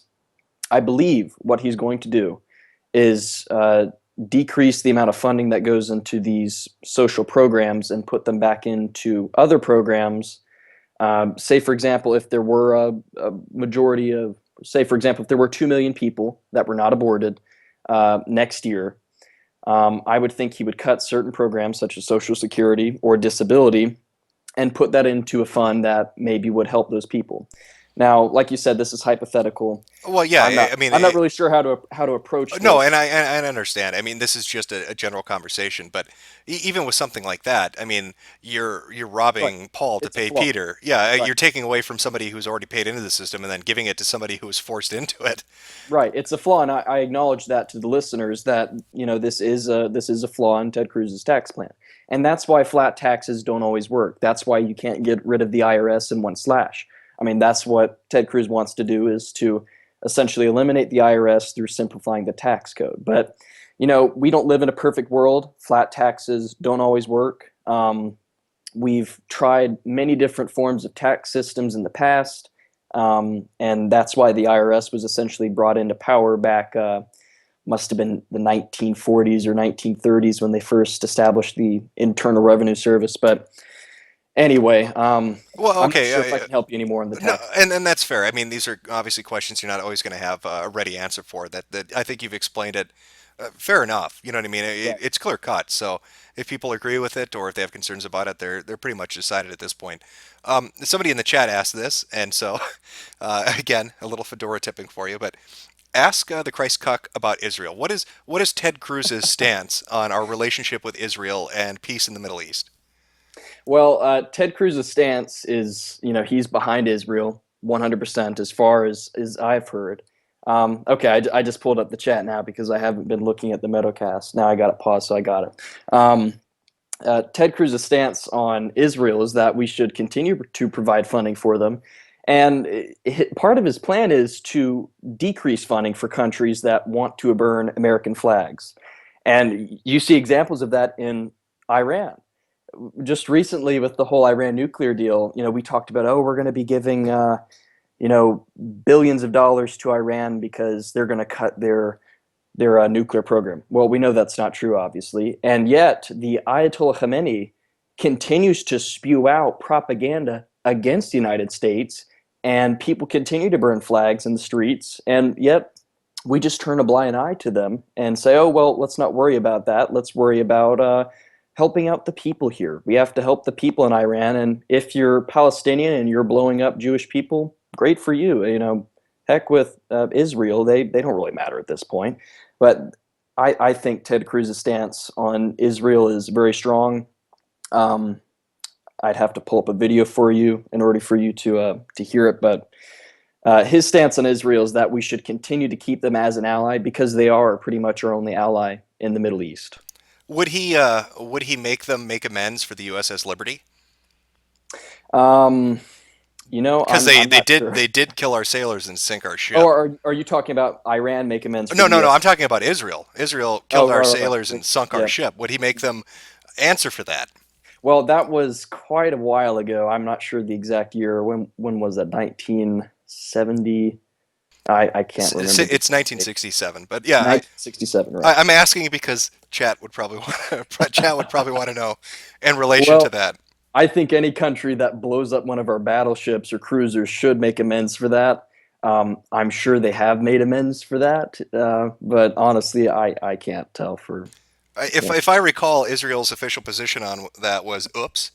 I think that was their official fucking position on that was, I'm sorry, we didn't see the American flags you had painted all over your fucking ship, and we didn't catch the broadcast where you said, what are you doing? We're Americans, stop shooting us. Oh gosh, well, I know I shouldn't be laughing because Americans died, but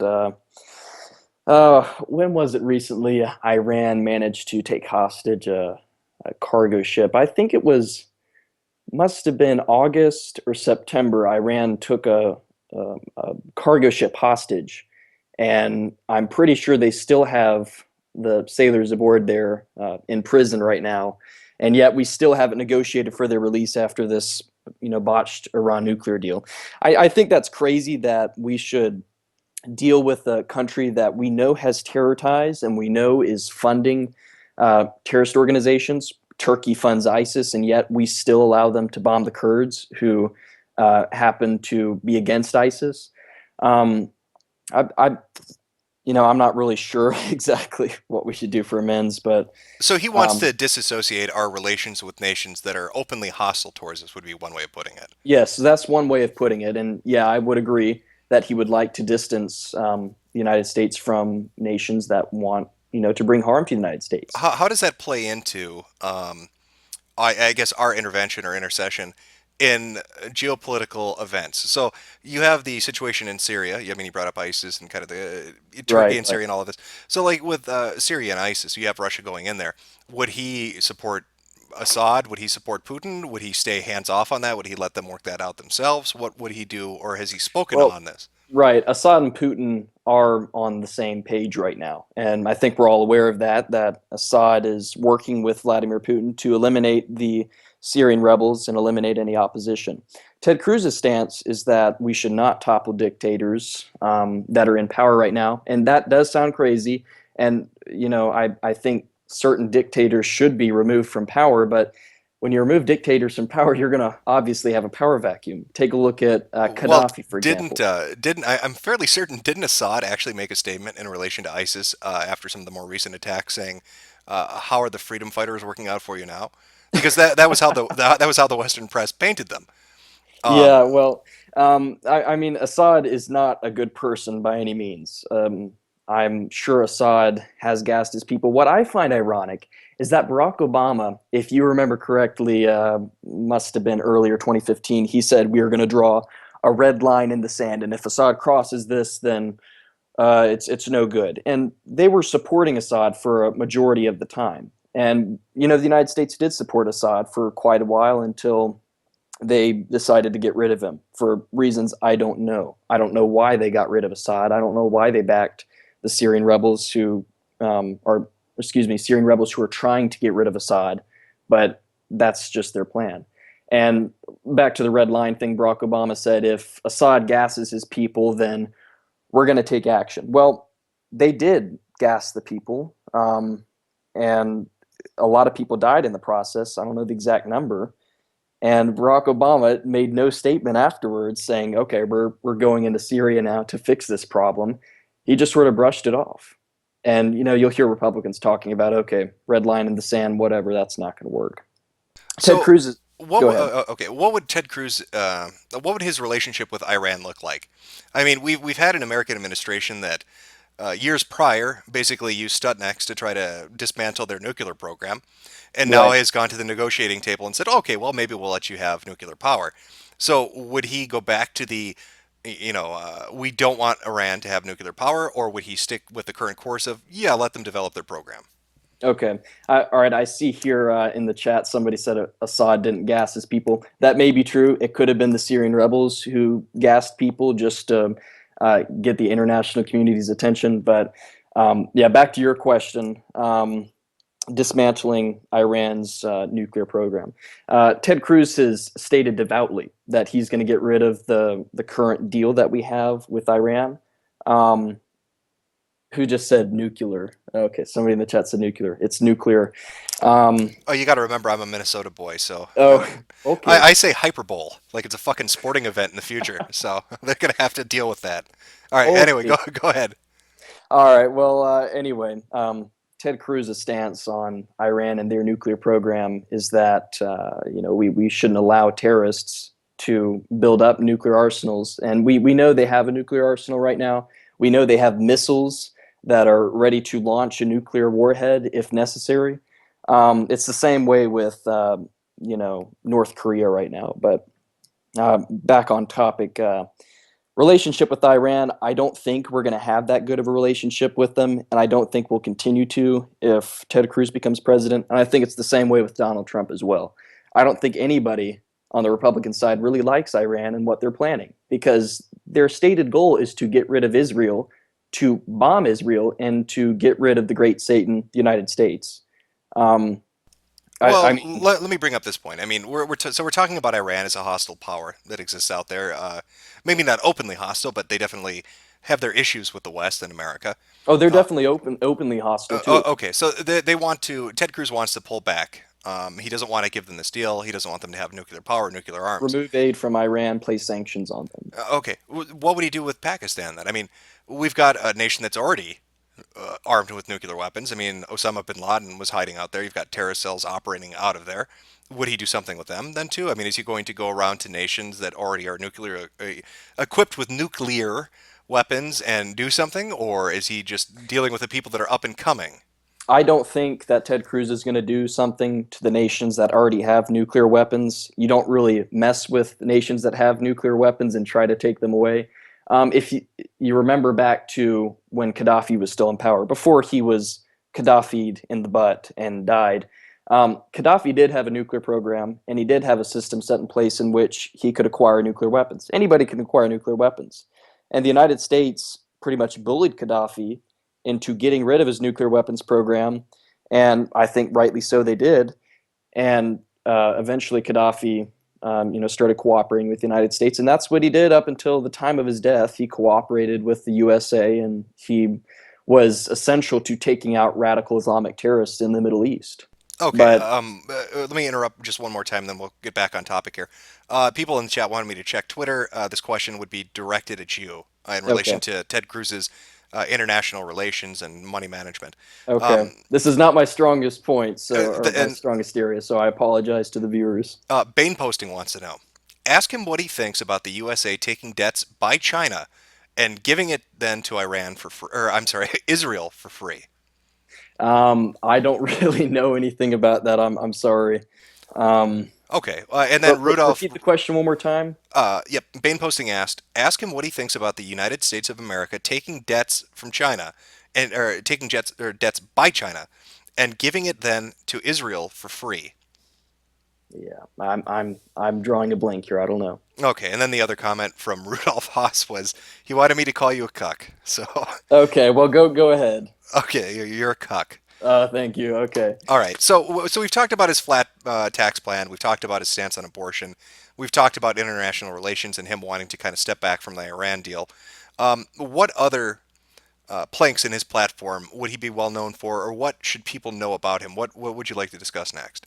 Well, I know we're short for time, but I'll try to wrap this up as best as I can. The reason why I like Ted Cruz a lot is because he completely denounces the media and what they stand for. And anybody who the media attacks, in my opinion, for attacking them is a hero in my books, because you'll hear Lindsey Graham, a rhino, and John McCain talking about, how evil Donald Trump is and how he needs to stop. But honestly, if Lindsey Graham doesn't like somebody, then I most likely like that person.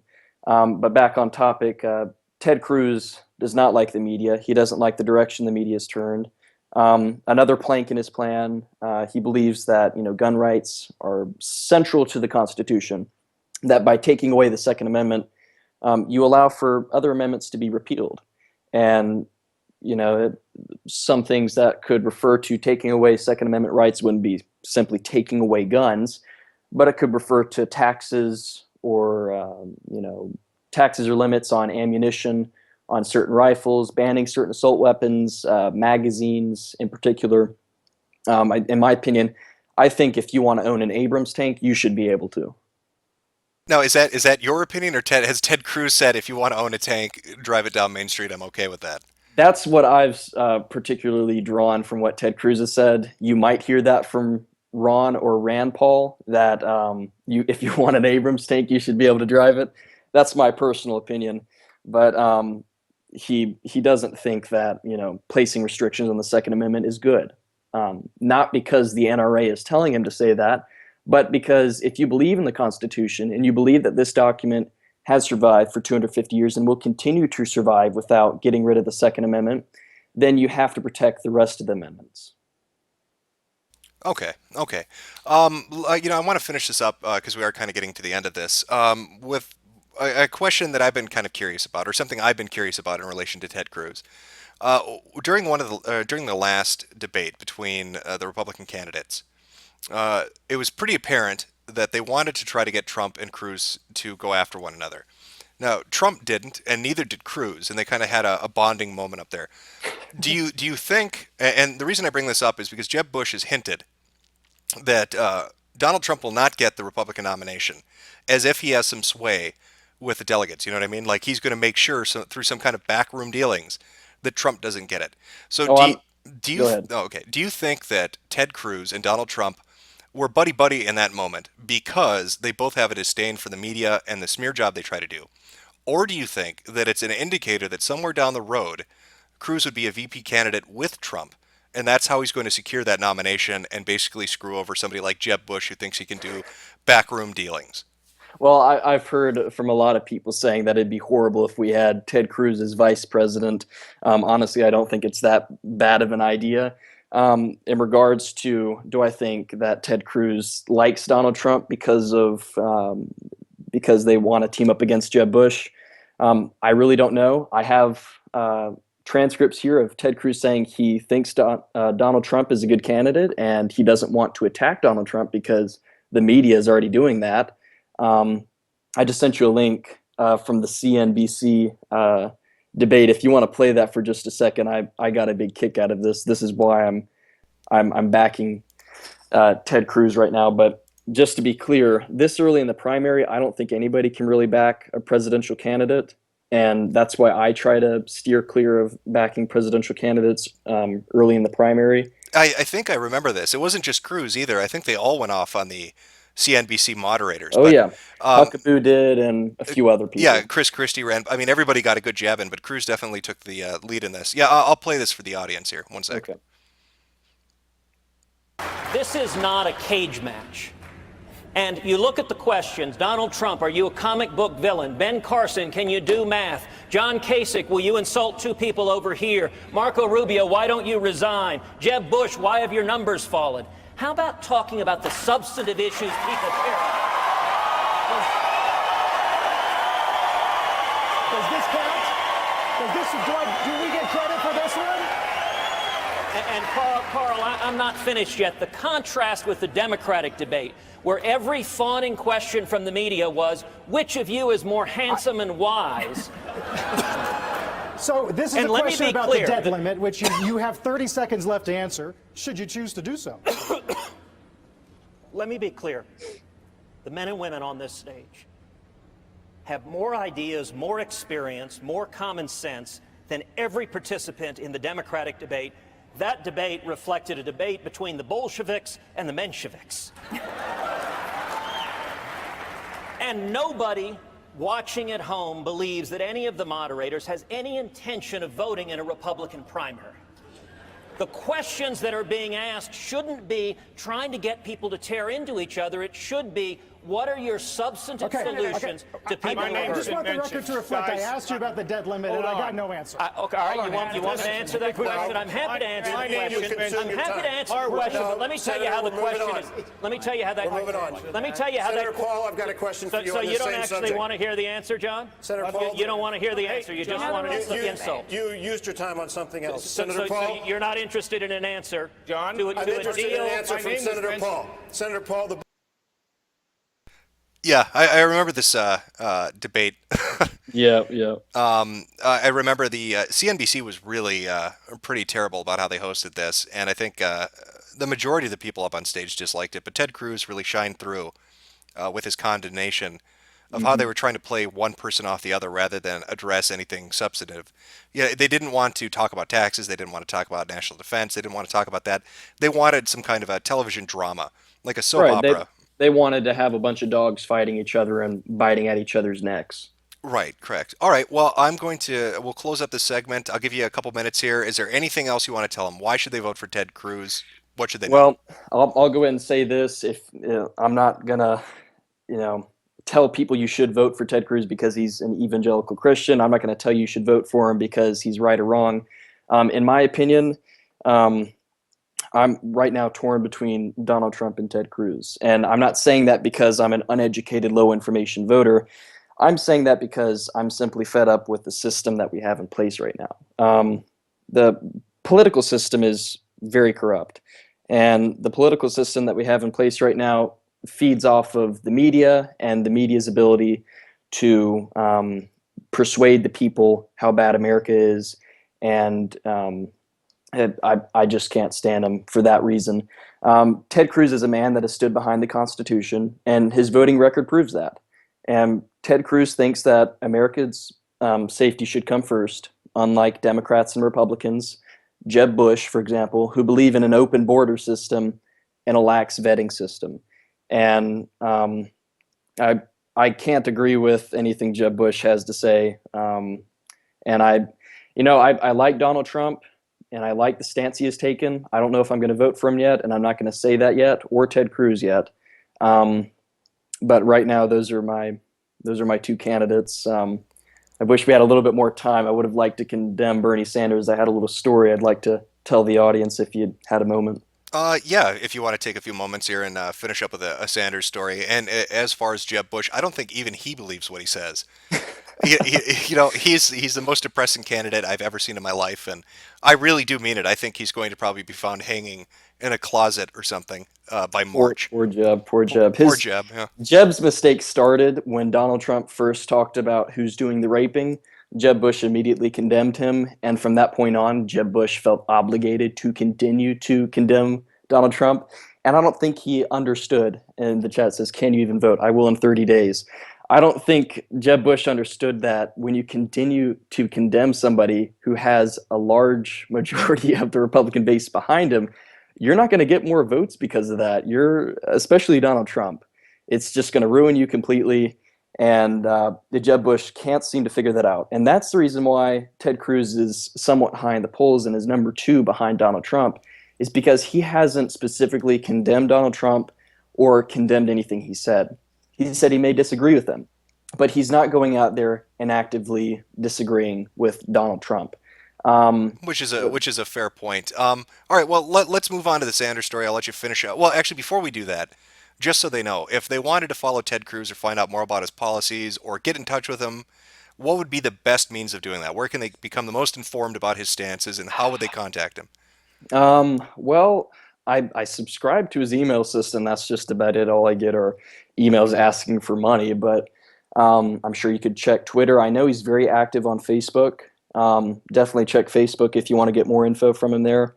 Other than that, I go to Ted Cruz events. I go to Donald Trump rallies. There was one here on Hilton Head a while back that I went to about 2 or 3 months ago, and there was one on Wednesday that I actually went to, and that was exciting. But I see people are asking for the okay, story. so it's not really that big of a story. Well, and that's fine. So if you're interested, social media, Facebook, Twitter, his email system if you want more info. So close us out with your Sanders story. Well, so I have a few liberal friends in high school. I have one SJW as a friend, used to be conservative, and for some reason has converted to SJWism. They really like Bernie Sanders, and I really like Ted Cruz. So I invited them to a Ted Cruz event. They went along just for laughs. And then I found out that Bernie Sanders was coming to South Carolina. So I told them, and I said, "Hey, you guys want to go with me?" They said, "Sure." It was a Sunday afternoon. So me being the Christ cuck I am, the evangelical Christian, I show up in my suit and tie, and they happen to have suit and ties as well. Well, none of Bernie's supporters had on suit and ties. They looked like they just crawled out of an Occupy Wall Street protest and made their way to the building. It's a small little shack out in the middle of the woods, essentially. So the 3 of us show up in our suit and ties. Everybody else is dressed horribly. Immediately, one of the 2 staffers pointed us out and said, "You 3, come with me." So now I'm a conservative with my liberal friends. He put us in charge of ushering people into the building, making sure everything's okay. And, I just showed up 5 minutes ago. So after that, the head campaign manager for Bernie Sanders in South Carolina comes up to me and my friend and says, "I need you to come out back. The senator is going to be showing up very shortly. I need you to keep the crowd tight." So I thought about that for a second. I said, well, he wants us to keep the crowd tight. Surely Bernie Sanders has some sort of form of security, some sort of secret service, because he's a senator. Surely he has something to help protect him. Nope. he pulls up in a blue minivan because his bus broke down a while back, and he gets out of the front seat, and like I said, I'm 17 years old, and my friend is also 17 years old. We're two kids. We're pushing back Bernie Sanders supporters with cameras and everything and trying to keep people away from Bernie Sanders. And we did this for about 3 hours. He got up on stage. We had to keep people back. And we were essentially Bernie Sanders bodyguards for roughly 3 hours, I should say. And the ironic thing about it is, I probably was his number one enemy at that event, and yet I was 3 feet away from him. Opportunity missed or whatever, but I just thought that was really interesting. The whole time we had to guard his doors and make sure nobody tried to attack him or whatever. And if you show up to a Bernie Sanders event in a suit and a tie, people are going to take you seriously. And it doesn't matter if you have credentials or not. All you have to do is stare down whoever his supporters are, and they'll bow down to you because you're wearing a suit. But I just found that completely hilarious that the campaign managers didn't even figure out who the heck we were, or who I was to begin with. Well, see, that story's funny for two reasons. One, that Sanders would want free shit from the people attending his own event. But two, and I'm sure chat's going to agree with me on this, you kind of got cucked a little bit. You went to a Bernie Sanders event and did free security for him for 3 hours. I'm amazed you didn't just jump on stage and take a shit there. You know what I mean? Like, just defecate. Well, that was my plan, because I told one of my friends before we got up there, I said, hey, we could pretend to be Black Lives Matter protesters, and we can get up there and take his microphone, and he won't do anything about it. But, when you're dressed in a suit and when you have campaign managers asking you to do this job, you sort of feel a sense of duty to protect whoever it is. Yeah, I did kind of get cucked up there, but I enjoyed myself, and I had a lot of fun pretending to be, a wolf in sheep's clothing. I was. Well, wait a minute. What if they had mistaken you for the janitor? Would you unclog his toilets for 3 hours? No, listen. If somebody had a knife or a gun and tried to attack Bernie Sanders, believe me, I probably would have turned around and walked back to my car and gotten in, because I wasn't getting paid for anything. All right. Well, it's an entertaining story, but I thank you for coming out, having you on to do your pitch a candidate. I'll try to get you back on if you want to really go into Sanders. I know you said you wanted to condemn him a little bit. Maybe, sure, absolutely. Love to do that. Okay. All right. Well, again, appreciate you coming out, and you have a good one. Thanks, Jim. Have a good day. All right. Bye. Okay. Well, that's going to close out the Metocast for today. Just so you know, on the 9th, so the next Saturday, format is a little bit different. Every fourth episode is basically a free-for-all. So if you want to say something, if you want to bring something up, if you want to discuss a topic, hopefully related to politics, you can come on. I'll have a system set up in the middle of the week, and we'll find out a way to make it work. And I'll basically bring you on, and we'll discuss whatever you want for about 10-15 minutes. I'll try to give everybody a fair amount of time. If it's really entertaining, I'll let you go longer than that. If it's just god-awful, I'm going to cut you off short. So if you're coming, make sure it's good, is what I'm telling you. And then we'll be back to the normal format after the 9th, where I'll have more people coming on to condemn and to pitch a candidate, and we'll cover the local news. I'll take a look real quick one last time at the Metocast tag here, see if anybody had anything they wanted to say, and then I'm going to close it out. Christ Cuck's story is fake and gay.